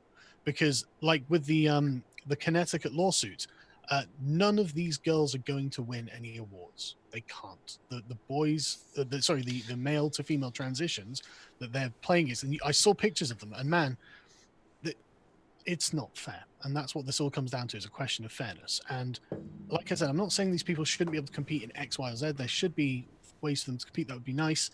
But there definitely needs to be a carve-out that talks about biological females, and that's what woman means at the moment. And I don't think it's fair to take that definition away from them. We're gonna jump into James. Can I respond to that really quickly? I know you've got another round in the chamber, Brenton, but just because I specifically prepared for it. I really do think it's a great time to get into Q&A. I totally understand, Brenton, but it's someone in the Q&A asked me to answer that. I know that each of you are always going to have another round ready, so I just have to kind of push it at one point. So want to jump into it. Want to remind you folks, I put both of the links of the speakers in the description box. So that way, if you'd like to hear more, you can click on those links and hear more from each of our guests. And we'll jump right into it. First, Blue Heron says, universal health care saves money. Even Carl agrees. Yes. Gotcha. Thanks for that. Universal health care is awesome. We need it. So hang on. As someone who has it, it's not without its faults. Certainly not. But I definitely prefer it to the alternative, but it's not perfect at all. Yeah. Well, when my son was born, they literally they sent him a bill for $76,000 to try to charge him for his own birth.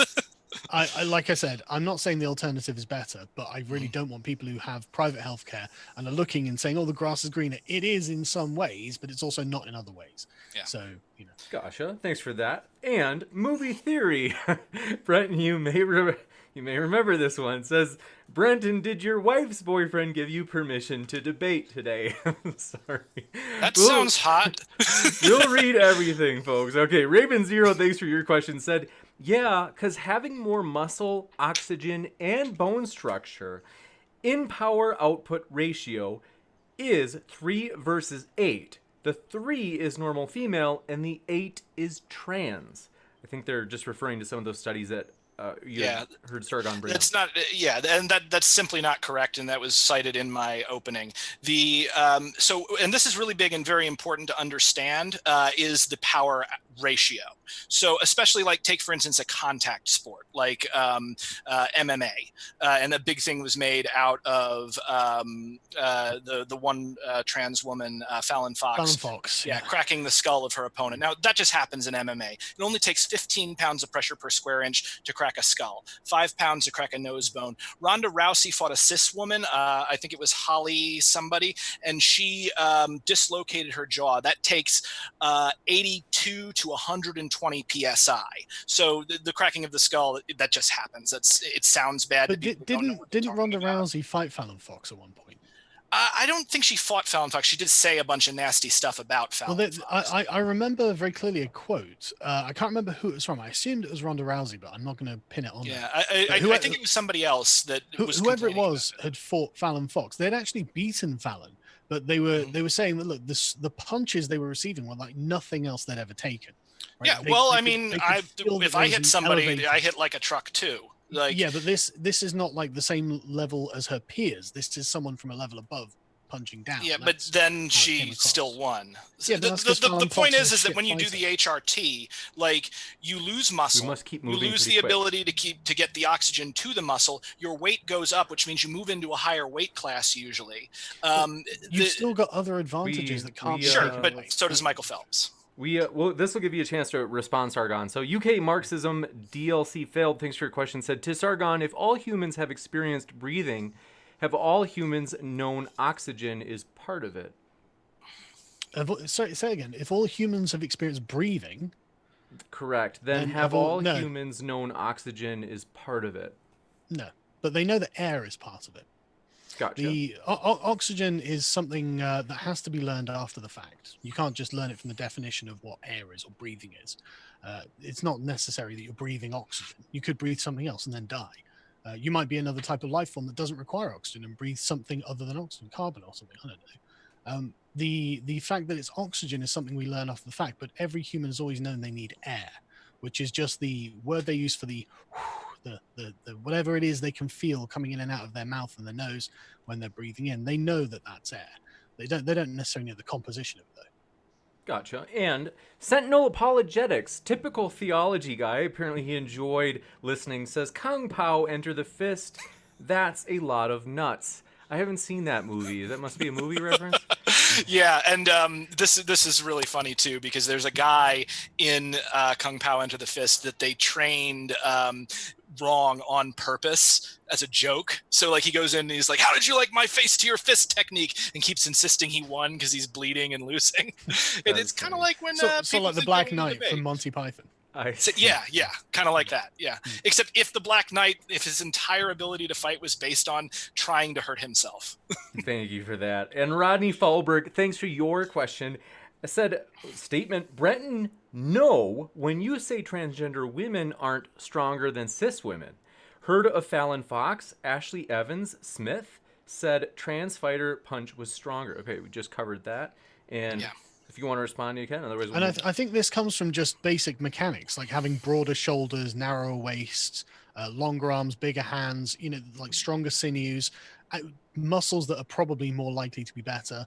There are just natural structural advantages there. Right? There are some advantages. If trans people transition before puberty, those are completely removed. But if they transition after puberty, you could make an example, like for instance, for powerlifting, there might be a small advantage taken in like the strength of their tendons because they've gone through puberty. And that's why I think the leagues themselves have to make these decisions. Now, as far as, some fighters are stronger than other fighters, some fighters are faster than other fighters, some fighters have a better weight to ratio.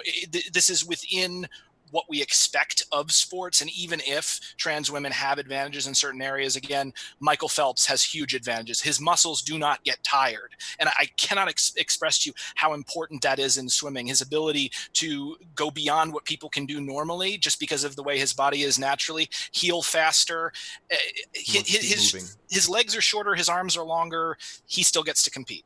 Yeah, sure, but he fits the criteria of someone who can compete in that category, which is a biological. Yeah, but only because we've based it on gender, which is not necessarily the best way to base it.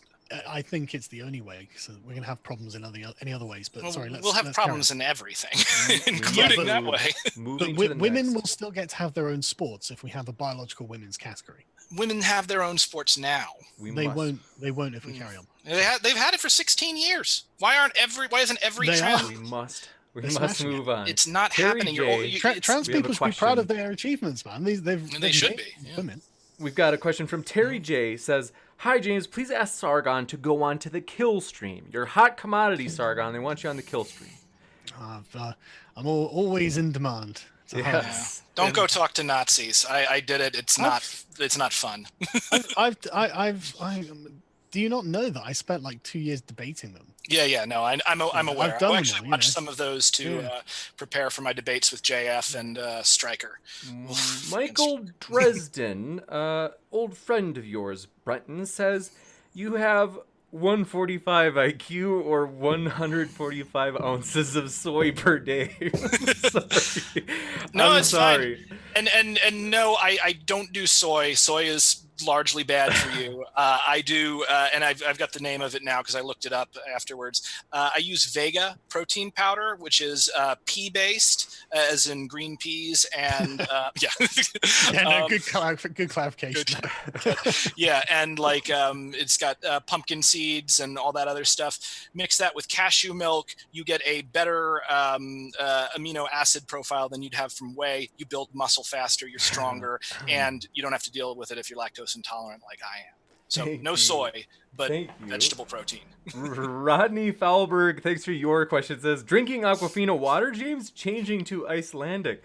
Actually, this is Arrowhead. Yeah, so no, they're not a sponsor. But Tom Ives, thanks for your question. Says, does Brenton agree? Love Iceland.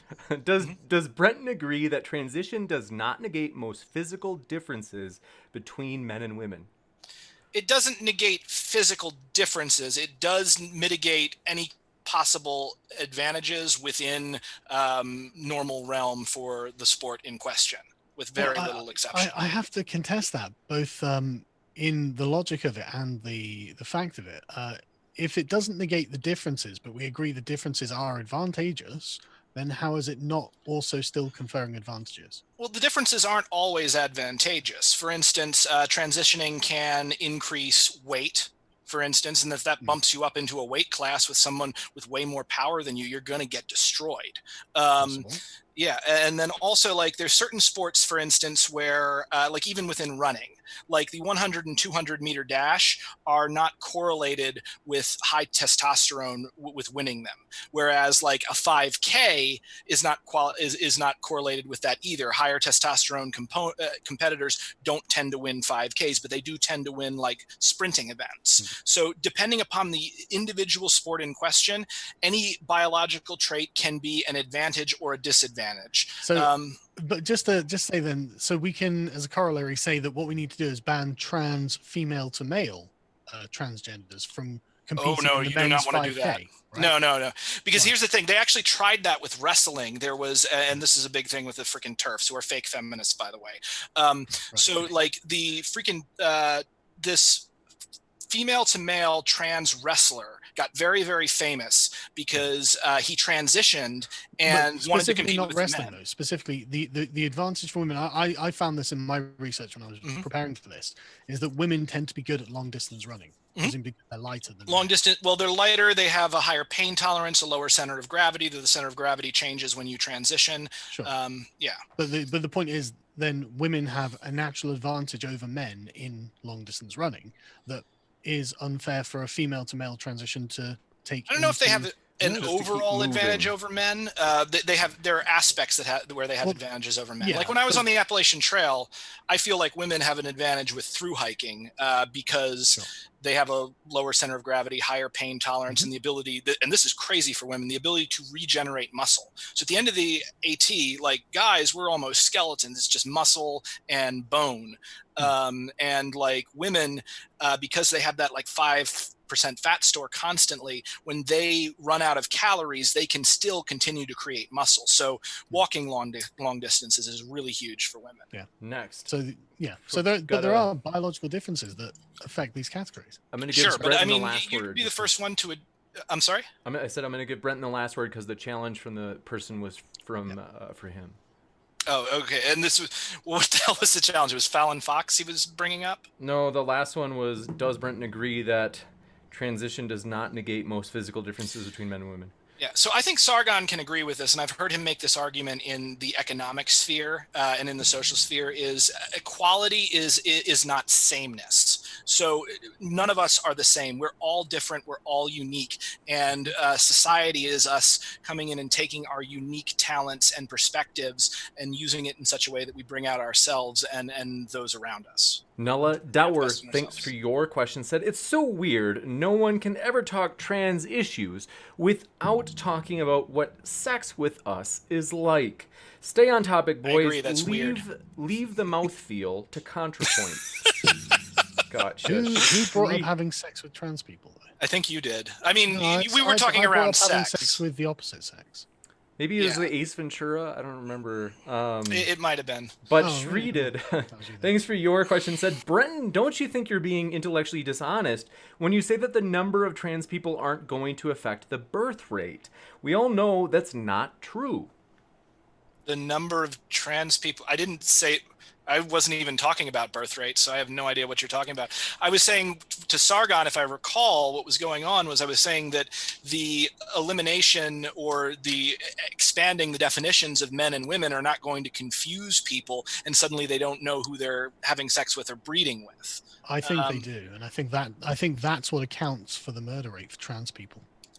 I mean, there's a lot, I think, that goes into that. And if you look at like some of the post interviews with someone who's murdered a trans woman post having sex with them, like these are guys that have deep seated issues. They're incredibly homophobic. And, you know, I think a lot of them wanted to have sex beforehand, then felt disgusting after because of what they'd been taught and lost their minds. Must move. It's really horrible and tragic. Must move to the next one. Earl Rain, thanks for your question, said, how are we supposed to gather statistics on gender issues like gender pay gap, etc., if we cannot acknowledge a link between the sex and gender?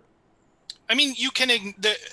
People acknowledge a link between sex and gender, but sex is not gender. It's not the same thing. Just to be clear, the intersectional argument actually isn't that there is a connection between sex and gender. Gender is constructed and somehow transcendent from the human experience. I mean, I don't know feel why like that's like what is it? I think is it Judith Butler. She talks about gender essentially being performative. So there is a role in society that people are expected to perform, and gender performance is gender. But that's like me saying like the color of a car is red, and therefore it doesn't matter if it's got an engine in it or not, right? The car might well be red, and I could paint a car red, but if it's got no engine in it, it's not going anywhere. And that's the same sort of analogy here, because you might have someone who looks like a complete perfect woman and you didn't know. But if they aren't capable of breeding, you're not going to settle down and have a family with them, right? So there is an essential biological component to the nature and meaning of gender. And as I said, Judith Butler is turning it into something that is not connected to the biology. It's connected merely to her performance. It's, something separate to a human that a human can just step up into. And that's, I don't think but the breeding isn't necessarily connected to the biology as well. I mean, this is kind of like Kant's, it's like an if-then statement. If you want breeding, then you should do this. Sentinel Apologetics, thanks, says, this is an interesting fact, loves history, says, ancient sport was a homosexual form of entertainment before the internet. Barbaric tribes would select an alpha male or a team of alpha males to compete against each other and other tribes for money, fame, and sex. Thank you. Mark Spence, thanks for your... Often it was political can we respond to that? If you'd like, short and sweet. Power, status, fame, bragging rights in the tavern or wherever they go drinking, the symposium or whatever it is. There are lots of reasons to do sport. Yeah, there's a ton of reasons to do sports, and the Olympic Village. Had I known this when I was younger, I might have tried harder to get into the Olympics. Like, there's a lot of sex going on in the Olympic Village. But like, as far as like, Short and I agree sweet. with Sargon on that. There's a lot of reasons to do sports. Getting all of these incredibly fit young people together, what a shock. Sports are, like a high Marks school sport. Appreciate your question. Says, we have become a people that believe gender is fluid, but we fight for women's rights. Very contradictory. No, it's not contradictory at all.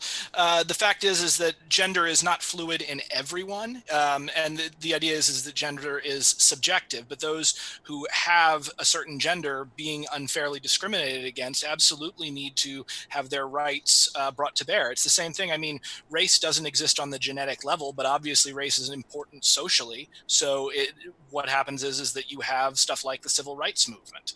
People seem to get confused when they think that objective means good and right, and like subjective means arbitrary and based on a whim. It's not. There are plenty of subjective things that are very important, like money, for instance. Yes, but let me just clarify. Objective means independently verifiable. Someone else can verify this without your presence being there, without your input.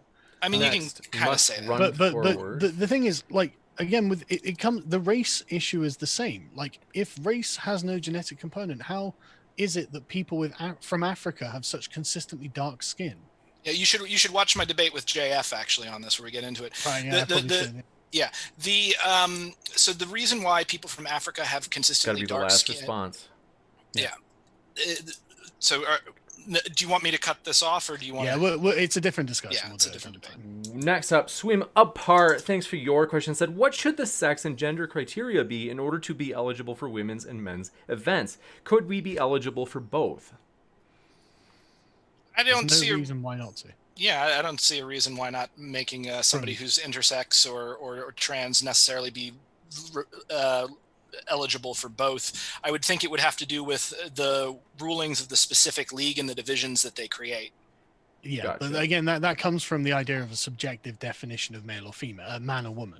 I would go for the objective definition, so that would prevent them from. It would be either or. Gotcha. And Jessica G, two-part question, thanks so much, said, men shouldn't be debating this. Biological women should. By the way, I mean, technically it's Brenton's fault. He asked. So there's no such thing as a biological woman. There is a biological it's not female. done yet. We'll come back to you. But yeah, long story short, folks, we've had trans people on, and we will continue to have trans people on. It's just that we're also, when people want to debate, we're not going to say, well, you're not the right demographic to debate this. But we will. I'm absolutely happy to have this topic be debated by two trans individuals, absolutely. But they liberal said identity politics is garbage. They said men shouldn't be debating this. Biological women should. If they want to compete with trans women, that's one thing. They shouldn't be forced to. And if said women don't want to, they shouldn't be demonized for not wanting to compete with trans women. Most women don't speak out because they get roasted over the coals and called transphobic. So I think Brenton's point about the TERFs being insufferable is completely underscored by that first line. Why can't two men discuss this? There's this fine for us to discuss this. You can go and discuss it with as many women as you like, anytime you like. But the subsequent part, I actually really do agree with. The problem with allowing trans women into biologically women's spaces is that the biological women have nowhere else to go. And I, like I said, I don't like the TERFs because they're insufferable, but I do think they have a point there, and I do think it's unfair. I mean, what I would say, can you read the last part again? Because I had a response, but then flew out of my head because Sargon said stuff. You bet. The last thing they said was most women don't want to speak out because they get roasted over the coals and called transphobic if they don't want to compete with trans women. So if you speak out about not wanting to compete compete with a trans woman, you will rightly get dragged over the coals, because that, not because you are a woman, but because that is poor sportsmanship. And this is something that's really, really important about sports. And this is, it goes back to kind of my point with like high school sports. What we are doing with sports, especially on the amateur level, is we're not only entertaining people and pushing the boundaries with ourselves, but what we are doing is we are teaching ourselves to win and lose gracefully, and to compete with honor, and to compete in a way that honors you and honors your competitors. If you go into a sport and you look at and you see a trans woman over there and you say, ew, I don't want to compete with that, or, oh, she's a man, clearly she will defeat me, that's a very bad attitude, and you need to be corrected by your team and your peers. In just the same way that if I came in and started complaining that another male swimmer was taller than me and he would definitely beat me, my coach would be furious with me, and I would be furious with any swimmer who spoke like that. What's to stop me from just inverting what you've said there and saying, well, anyone who says that trans women should be able to compete with women is disgusting and wrong and needs to be corrected? And the philosophy of sports. And that's not just an answer. Give Sargon the last word on this one. But the institutions and society and the activists on Twitter, what we can just summarize as cancel culture, is real, and it is brutal, and it does scare people into silence. And one of the things that we haven't talked about surrounding this is this kind of thuggish mob atmosphere that comes from trans activists. Not yourself, of course, but you know what I'm talking about. You know this is real. I'm aware. There was an instant with rationality rules that was really bad, and self-harm and stuff. And this is a very unhealthy thing. And the turf is right. She should be able to voice her opinion without being harassed. I mean, harassed. Nella Dower. Yeah, we do have to, I'm so corrected. sorry. Otherwise, I'm going to have a mob after me. We got a lot of questions. Nella Dower said, intuit is to know or understand something because of a feeling that you have, rather than because of the facts or what someone has told you. Everybody agreed? Fair enough? Yeah, I agree. Fair. Moyette Morgan says, Sargon, why is a spirit god a man without biology? Sorry, say again. I'm confused by it too. They said, why is a spirit god a man without biology? I'm guessing why our image of God is God the Father. Is that I'm an atheist, but it's probably just due to the fact that these ideas were conceived of by men. Yeah. Also, the Hebrew god, our pop culture vision, is informed by Zeus. That's why he's got robes and the long beard. Next up, Ilya Moon, thanks for your question, said, can't have kids now, still feel very womanly. Yes, thank you. The English loyalist. If you want, I can give you a pithy, if you want to give a pithy response, Sargon, I can give you a chance to. I'm glad you do, but when the test comes between you and a fertile 18-year-old, you'll probably feel less womanly then. Next up, that's not cool. I know, but the thing is, it's true. No, it's not. You don't know anything about this woman's...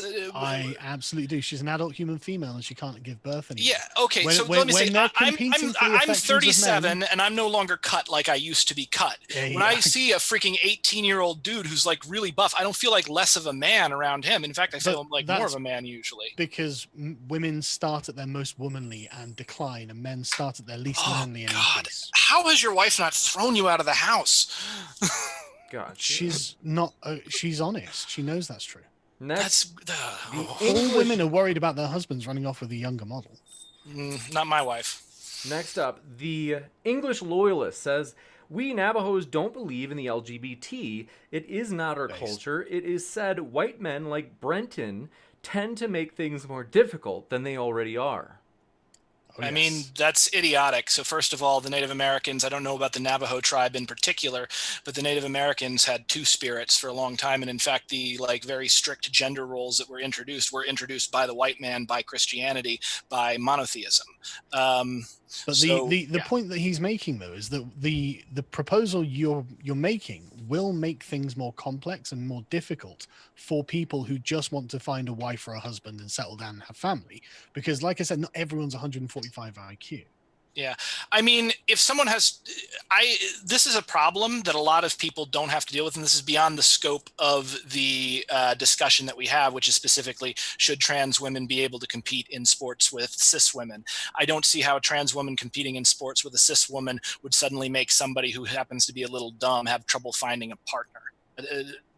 It doesn't they have nothing to do with each other. They may cause existential dread because he suddenly worries he might not be able to find a partner because what if they're all trans women? But that's also not really the case. Must move on to the next one. Let's see. I think that, if I remember right, that one was directed toward Brenton. So Damien Demento, thanks for your question, said, you should be discussing 2066, not this soy. What is 2066? Does somebody know that? Okay. No idea, sorry. That sounds like it might be a Nazi meme, because I know they have some memes relating to 20 and the moon and stuff. I don't know what the 66 is. Do they? Yeah. There's a movie about Nazis on the moon base, and then the Nazis will put moons on their avatar and shit. It's really stupid. I did a quick Google, and apparently all I'm getting is 2066 motherboard from Amazon and things like that. So yeah, I don't know what it relates to. We can have a debate on motherboards next time. Eric Wade, thanks for your question, said, if a trans woman hits me, I'll hit her back. If Amber Heard hit me with a saucepan, I'd be pleased. We'll just put it that way. I don't know who Amber Heard is. She's Johnny Depp's ex, and she's awful. She leveled a bunch of fake accusations against him, and everyone turned on him. And then the recordings came out, and he's still, just generally no one wants to talk about it. But he's totally been maligned and totally hard done by on this. He's unfair, completely. Yeah, that sucks. I would say that's an effect of patriarchy, unfortunately.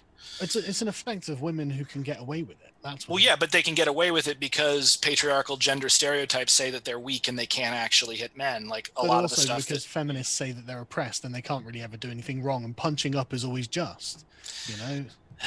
I think there are lots of reasons. If you get hit by, you have to keep moving. I'm so sorry, Brenton. Okay. I promise. Don't worry. We have. Let's see.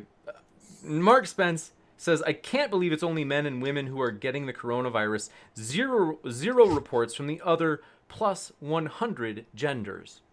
I mean, that's because what's being reported is being reported by hospitals, and they only report male or female. I'm sure plenty of trans people have gotten corona, and corona is probably uniquely dangerous to trans people. I would guess. I don't know. Why would it be uniquely dangerous? Well, like, for instance, my wife, she has Crohn's disease. And as a result of that, she's a moderate to high risk of COVID. And, she's a young woman in good shape, but she could be killed by it if she gets it. So remind me what Crohn's disease is? Sorry. It's a disease of inflammation in the stomach. Right. So like she has to take immunosuppressors to bring down the inflammation. So I would figure with transitioning, I haven't looked up the data on this, but I would assume that people who are in trans communities or have gone through gender reassignment might be more vulnerable to something like that just because of the medication. I don't know that for a fact, though, so I could be completely talking out of my ass. Move to the next one. Ilya Moon, a critic of you tonight, Sargon, says, Sargon, you don't have the depth or knowledge of women to have the power to consider me less a woman because I can't have children. I think that the reason that you're reacting so strongly to that is because subconsciously that's true. I think the reason is you're being a dick to her. No, I'm not being a dick to her. I don't know who the hell that is, right? But I think it is a true statement that a man who can't get an erection feels like less of a man. And I think it is also a true statement that a woman who can't conceive feels like less of a woman. I know because I've met women like this. Now, it's just the fact, You're kind of universalizing a subjective experience and saying that it's a fact because you in your mind see it as a fact. Every single woman or every single man is going to be like this, but generally, I think these are true statements. I feel like that's a hasty generalization, and I also say that I don't think there's anything endemic about it. We have a culture that does try to say that, for instance, women who can't conceive might be less of a woman, and we do have a culture that makes fun of men who can't get an erection. But this comes from the essential nature of being biological creatures. Yeah, or it comes from culture. All cultures are like this. All cultures shame men who can't have children or can't get erections, and women who can't conceive. That is not correct. And in fact, the thing is that no, it's not correct, because it's the same thing like with there were certain like schizophrenic people, for instance. In previous cultures, like in cultures that were still hunting, oftentimes people suffering from what we call these conditions were given a specific place of honor because they had a perspective that the society didn't see, and they were seen as shamans and holy people. I have ADD, same thing. It's not a debilitating thing. It's a genetic condition because people like me used to be very valuable to society, but then we got regimented into this particular society that we have where we need to sit down and pay attention and work and don't go off and dream and think about other things. And so I'm forced to become a shiftless artist, whereas before I might have been an explorer or a shaman. Sure, but if you go just walk around the street and go up to a man and say, if you couldn't get an erection, would you feel like less of a man? They'd say yes. Dylan, we have to keep moving. I'm so sorry to do this, guys. Dylan G, thanks for your question. Said, Sargon, did Brenton using the word kumite bring up any bad memories? I don't know what that means. Kumite. Kumite, okay. No, what does it mean? Gotcha. And is it like fighting. a martial? Okay, It's a martial arts term. Right, no. Next up, Shreeded, thanks for your question. Says, Brenton, what about Fallon Fox? I've talked about Fallon Fox twice already. Let's keep going. Good enough. Call of the Void said Sargon on Parlor. Is that true, Sargon? I'm at Sargon on Parlor, yes. Gotcha. Gross. And okay, next. Matthew Steele, thanks for your question. Said Sargon, would you agree that bigotry should be considered morally reprehensible on all issues? And if not, which issues should be exceptions? Well, I mean, I'm really jaded about the judgment of people for opinions these days. I'm really tired of it because there are people who say things or that say that they think things but have done no measurable harm, and they're getting absolutely crushed, whereas people who I can see have done measurable harm claim to believe the right thing and are not bigots, and they get a pass while I can see them doing harm. So I think that bigotry generally is not nearly as prevalent as the left would have us believe, and it's not nearly as damaging. It's action that I think is most damaging. I think it's the actions that matter. Gotcha. I'll just say with that, we got a bigot in the White House, and it's been horrible for people since then. I do agree that there are fewer bigots around there, but everyone is a bigot in some way, because bigotry just means intolerance of other people's ideas. If you can't accept that a woman is an adult human female, then you're a massive bigot to TERFs. I mean, that's not how we use bigotry in everyday parlance. Bigotry usually means someone who is evil. extremely against people because of factors that they cannot control. Well, no, it's not. It's any kind of prejudice, really, isn't it? That we use it. Yeah, but usually prejudice factors around things that folks can't control or are important parts of their identity. This is a real complex issue, because it effectively. I don't want to go into it. It's a long thing to unpack. I won't go into it. Kiefer Brown, thanks for your question, said, no culture has ever failed to draw the connection between manhood or womanhood and reproductive roles. If the connection is arbitrary, why would that be? The connection isn't arbitrary, it's subjective. There's a difference. And yes, cultures have, and in fact, I'm remembering, because I thought about this more throughout, it was because farmers did not understand that, for instance, 2 cows breeding would produce that specific cow. Instead, they were like, oh, I have a bunch of cows, I put them together, and then suddenly I get baby cows. And that's actually how they determined it, because the written and oral records came, and I think they even went into the discovery of, oh, I can breed this to this and get this. So we know for a fact that there were definitely pre-state cultures that did not have this concept. All humans have always thought that the gender roles are objective and necessary and connected to reproduction. You would have to prove that. And you can't prove that because we don't have a record going back that far. Then you can't prove what you just stated. Yes, but again, it is reasonable to assume the negative, and I have evidence indicating in that. It's totally reasonable to assume that you never want to assume understood that they were men, and ancient women understood they were women. That's assuming a positive, and it leads us into I know it may there's nothing seem wrong with assuming a positive if there's good evidence to assume it. But there isn't good evidence to assume. There is. Anyway, every human already understands these things. Yeah, I just gave you evidence forever. Yeah. Given Okay, that so this question was targeting Brenton, we'll give Brenton the last word and then move to the next one. Okay, just move to the next one. I don't remember what the question Next was. Up, Ilya Moon, thanks for your question, said, Ilya's, what's the phrase of Mice and Men? Ilya's not giving anybody breaks today. Says, for the idiots in the chat, not that I should have to explain, but I'm a cis woman, and it was me or my ovaries. My parents chose me. Gotcha. Thanks for that. We appreciate your passion, Ilya. And Nella Dower, thanks for your super chat, says, anyone see the rematch between Fallon Fox and Ashley Evans Smith when Ashley kicked her butt? No one ever seems to talk about it. Why is that? It's what I was talking about earlier. We don't talk about trans women when they lose. We only talk about them when they win. So this creates in the media a false image that they're dominating, and they're simply not. If Fallon Fox was fighting against men and identified as a man, technically speaking, from a skill level, how do you think she'd do? Fallon Fox? Yeah. I mean, has she gone through gender transition? Well, it's just looking at the skill level that Fallon Fox displays. If she was a man, would she be a good fighter? I think Fallon Fox is a damn good fighter. I think she's shit. I've only watched a few of her fights, but she looks really poor to me. Okay, why does she look poor to you? What generally you missing hits, missing opportunities, and taking hits that I mean, I'm not a professional or anything, and I don't watch this very regularly, but I was just watching thinking, Christ, I've seen, two like men fighting, and they look a lot more competent than Fallon Fox. I don't think Fallon Fox is a very good fighter, and I've not heard anyone saying that she is either. She's not like the best. She's fairly decent. She's mainly famous because she's a trans woman, as opposed to, but like even against other women, she's not the best fighter, but she's pretty good. Taking hits actually isn't necessarily anything. The fact is that a lot of people don't understand this, but with regard to MMA and Kyokushin karate, there's a big part of it is body conditioning, where you literally can build your muscles out in such a way that you can absorb damage. It's why if you take Kyokushin... Hang on a sec. Does Fallon Fox have a natural advantage there? With regard to body conditioning? Yeah. No, I think she has a natural disadvantage, actually. She might have a natural advantage on hitting, but not body conditioning. Come on. This is the challenge. No, she's got higher fat level and loss of muscle mass. The challenge being for Sargon. Hold on. I'm going to give Sargon the last word. Bigger body does not. Going to give Sargon the last word on this one because it was a challenge to him. So go.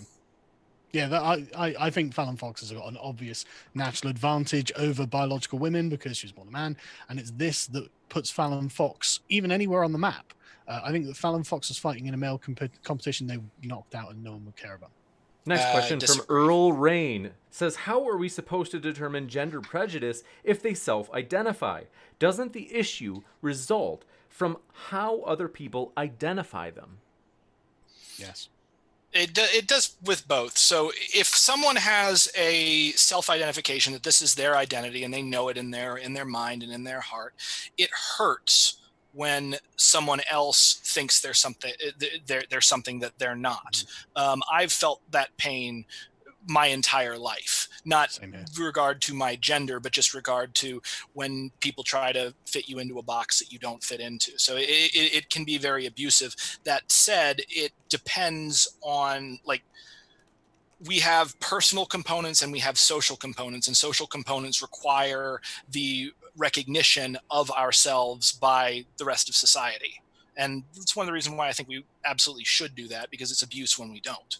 Next. Or oftentimes it's abuse. Oh, Damien Demento, thanks for your clarification, said 2066 equals demographic replacement in Britain. Ah, okay. That's what they were referring to. Next, Dylan G. by Keith Rubin says, morning Kumate, Tonka, Worski, that crowd. Oh, Tonka, man. No, I like Tonka. Tonka's a nice guy. Gotcha. And Call of the Void, thanks for your statement, said, yes, join Parlor, follow Sargon and others. Thanks for that. Stay away from Parlor. Parlor's really good, man. It's full of a bunch of neo-Nazis that couldn't stay on like normal. It is not full of neo-Nazis. It's full of Republicans. And the Krasensteins are on there as well. And honestly, right? So it's full of horrible people. Yes, right? And there's a part of me that feels kind of bad for the Krasensteins because they're in it's not Nazi, it's Republican. And it's, it is like the Republican echo chamber to Twitter's left-wing echo chamber. And the Krasensteins get mobbed on every post. And I do feel you guys should come over and help them out just to help them. Dude, the Krasensteins are scammers. They deserve everything that they're getting. Next up, I Turbo. Appreciate your question statements that I would not seek a serious relationship with a woman I couldn't have a child with. Brenton, do sexual prejudices such as mine make me bigoted?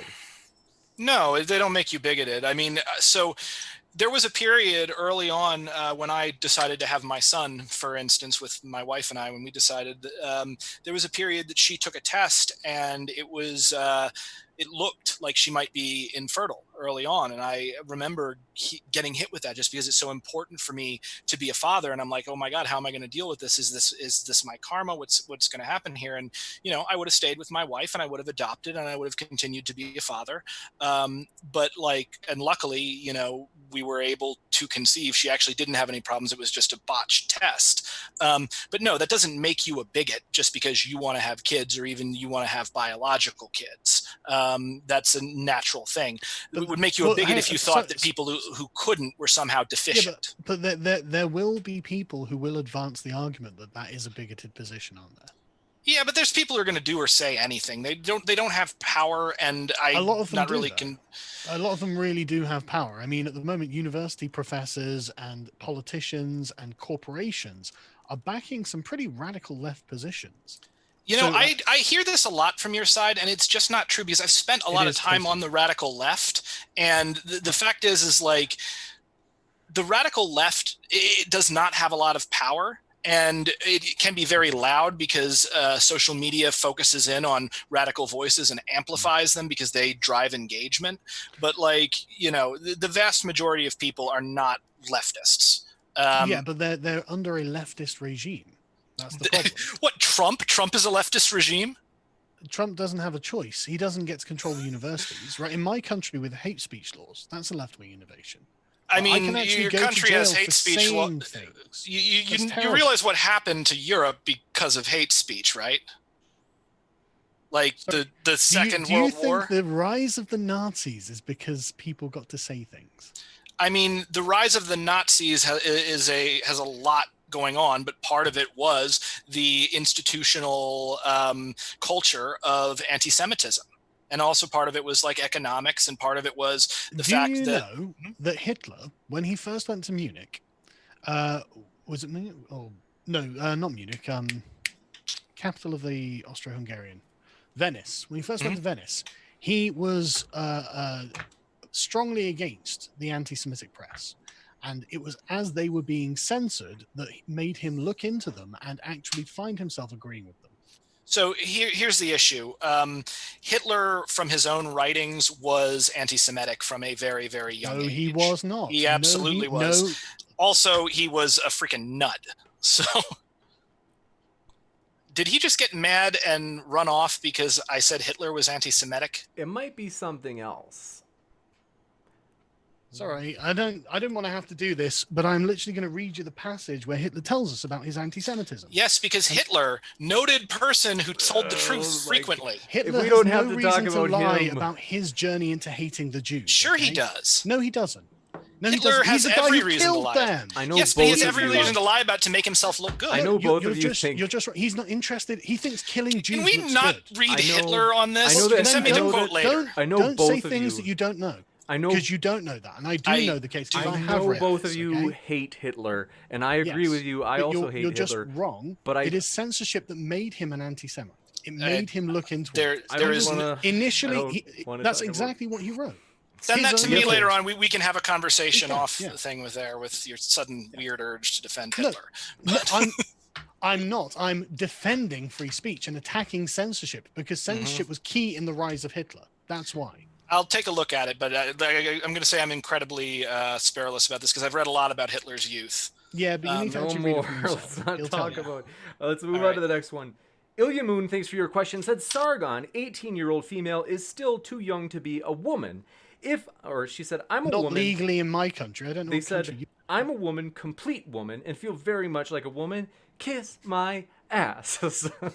I would love to, but I'm married. But maybe one day I'll divorce. But no, 18 is the legal age in this country. Why wouldn't I use that? Next up. Don't you think it's a little arbitrary to base it on legality? I want to give them the last word. Okay, just so to do it keep directly going. to Of course, him. it's arbitrary. Let's see. Puncher says Sargon wouldn't know a real woman if she slapped him in the face. And from the sounds of it, he has... Oh, gosh. You guys seriously... Am I an incel? Huh? Am I an incel? I hope I'm an incel. So you've got a critic out there, I guess. It is. My wife will be so thrilled. Darling, Sunflower... I'm an incel. Sunflower, thank you for your question. Says, if transitioning doesn't, quote, necessarily, unquote, impart an advantage or disadvantage, shouldn't trans people be allowed to go back and forth between gender leagues? So the quote on that is that it does not give an advantage. And they're doing that like in the study, they're doing that specifically with relation to norms within cis women's leagues and cis men's leagues. So essentially what they're saying is that trans women, when they take testosterone, do not have a performance advantage over cis men. Or I'm sorry, trans men do not have an advantage over cis men. They're not doping. They're within the normal levels of testosterone. And similarly with trans women, when they block estrogen and, when they block testosterone and add estrogen, they are within the norm. So no, you couldn't jump back and forth between a male and female league because the measures of what is normal is different between the leagues. Or at least that's the Olympics decision on it. Next, appreciate your super sticker from this is from Wolf. We have just a few more, folks. We're going to try to just read through these last ones that we have. We have 3 more questions, and then we want to let Sargon go to bed. He's over in England, so he's got to get to bed at a decent time. Call of the Void, thanks for your question, said, I advocate Parler for free speech. I'm not Republican at all. I'm bi-center. Just don't want to be arrested for my thoughts. I'm a freeze peach. Here's the thing, like... It's only important because and maybe... being suppressed, right? That's why you mock it. If you were on the receiving end, you wouldn't be so flippant. Here's the thing, and I am coming from America, where we are like free speech is the First Amendment. So, the other thing though, that what I will say is while I agree with the First Amendment, and I think the way America handles speech is very important, I also think that just because the state can't go out after you and put you in jail for what you say does not mean that hate speech should not be opposed. Because the fact is that if someone engages in hate speech, what they are doing is they are limiting the ability of other people to speak. And you saw that when Nazis took over poll board on 4chan. There needs to be a level of, it's a paradox, but there needs to be a level of intolerance. There has to be a referee to make sure that the ability to speak freely is maximized. And that can be done in a number of ways, though I don't think it's a good idea to use the state because the state will abuse that power. But mob justice is no justice at all. I mean, that's what we're getting. I'm not talking about just mob justice, but that is what cancel culture is at the moment. It's the tyranny. I don't support cancel culture, so I was thinking more Antifa, to tell you the truth. That's even by the way, the destruction of liberal democracy. Related, we do have someone just reached out to me. We have several people wanting to debate cancel culture. One of them is like radically against it. One of them is like somewhat for it. So if there are other people, that's a topic we want to explore. So feel free to email me at moderndaydebate@gmail.com. Next, Macabre Malefica, thanks for your question, said, watching Start Now, the actual F, societal prohibition against incest equals knowledge that sex makes babies? People like Brent have no respect for knowledge. What is that person trying to say? I don't think Brenton said that. Yeah, I'm confused. But Turbo, thanks for your question, said, this is, I think, the last one we have. So they said, so Brenton agrees seeking out a woman who can bear children is not bigoted, but is having sexual prejudice based on a person's skin color or gender bigoted. No. So this is what I'll say. Because Nazis ask this question all the time, but I'm going to assume that you're not a Nazi and you're asking it in good faith. So no, seriously, like JF wanted to ask that question. He was like chomping at the bit in our debate. So the fact is that if you have like a fetish for somebody with a specific skin tone or whatever, I don't have a problem with that. I'm not going to kink shame anyone. Choosing who you are attracted to is not something that you can completely control. But what I would also say is if you're sitting there and you're like, ooh, I don't want this person because they've got a bad skin tone, or ooh, I'm not interested in this. I would say examine that and see what you're actually not interested in. Because like a lot of the time we will limit ourselves and limit our ability to love and be full human beings because we're afraid of not what we think, but what other people might think. And that can be very toxic to everybody. So love who you love. I'm fine with that, but just also be introspective and approach things in good faith and, put yourself to the test. Just to help out the person who's asking, is this a form of bigotry or prejudice? I think really that can only apply when someone is entitled to something from you, entitled to fair treatment or something like that. And no one is entitled for you to be attracted to them. So the question just never actually arises. That's actually a good point. Gotcha. And next up, thank you so much for your question from Sponge. For Brenton, if Dwayne Johnson identified as female and competed in a women's powerlifting, would that be fair? I mean, if Dwayne Johnson identified as, well, first of all, he's not a power lifter, so he might not actually do that well. He's a wrestler. He's pretty huge, though. Yeah, but huge doesn't necessarily mean you win. And that's key. Sure. Like they have against power lifters have shaped themselves to do specific things. It's the same reason why you can't take a bodybuilder and throw them into a karate match and they'll get their ass kicked, despite being huge. But if he went through 2 years of gender reassign of HRT and did gender reassignment surgery and then competed within his weight class, he probably wouldn't dominate. Next, want to say huge thanks to our guests. I have linked them in the description, folks. So that way, if you want to hear more, what are you waiting for? You can by clicking those links. Want to say a huge thanks to them, Sargon and Brenton. It's been a true pleasure to have you guys. Thank you. Want to say it's been a blast. I'll send you those videos, Sargon, and if you like, I'll also send you a digital copy of my comic book. You might get a kick out of it. Oh, thank you. I'd really appreciate that because I mean those videos do sound really good. I like watching that kind of stuff as well. Cool. very. I don't do any martial arts or anything myself, but I don't. I'm not going to turn my nose up at a good fight. Absolutely, yeah. You should take it up. Oh, that actually reminded me. So my Shihan, who runs my dojo in New York, we talked about age and taking up stuff like at a specific age. She was actually, I'm 37 now, and I think she was 40 when she started practicing, and she's become a world champion. So age doesn't necessarily end your career or make the career not happen. Yeah, that's fantastic. Gotcha. And thanks so much, everybody. Appreciate you all hanging out with us. We are excited for future debates. We're talking to Ryan Dawson and JF about a possible debate. And then tonight, Tom Jump and Ask Yourself will clash. So thanks so much. And keep sifting out the reasonable from the unreasonable, everybody. Take care. Os.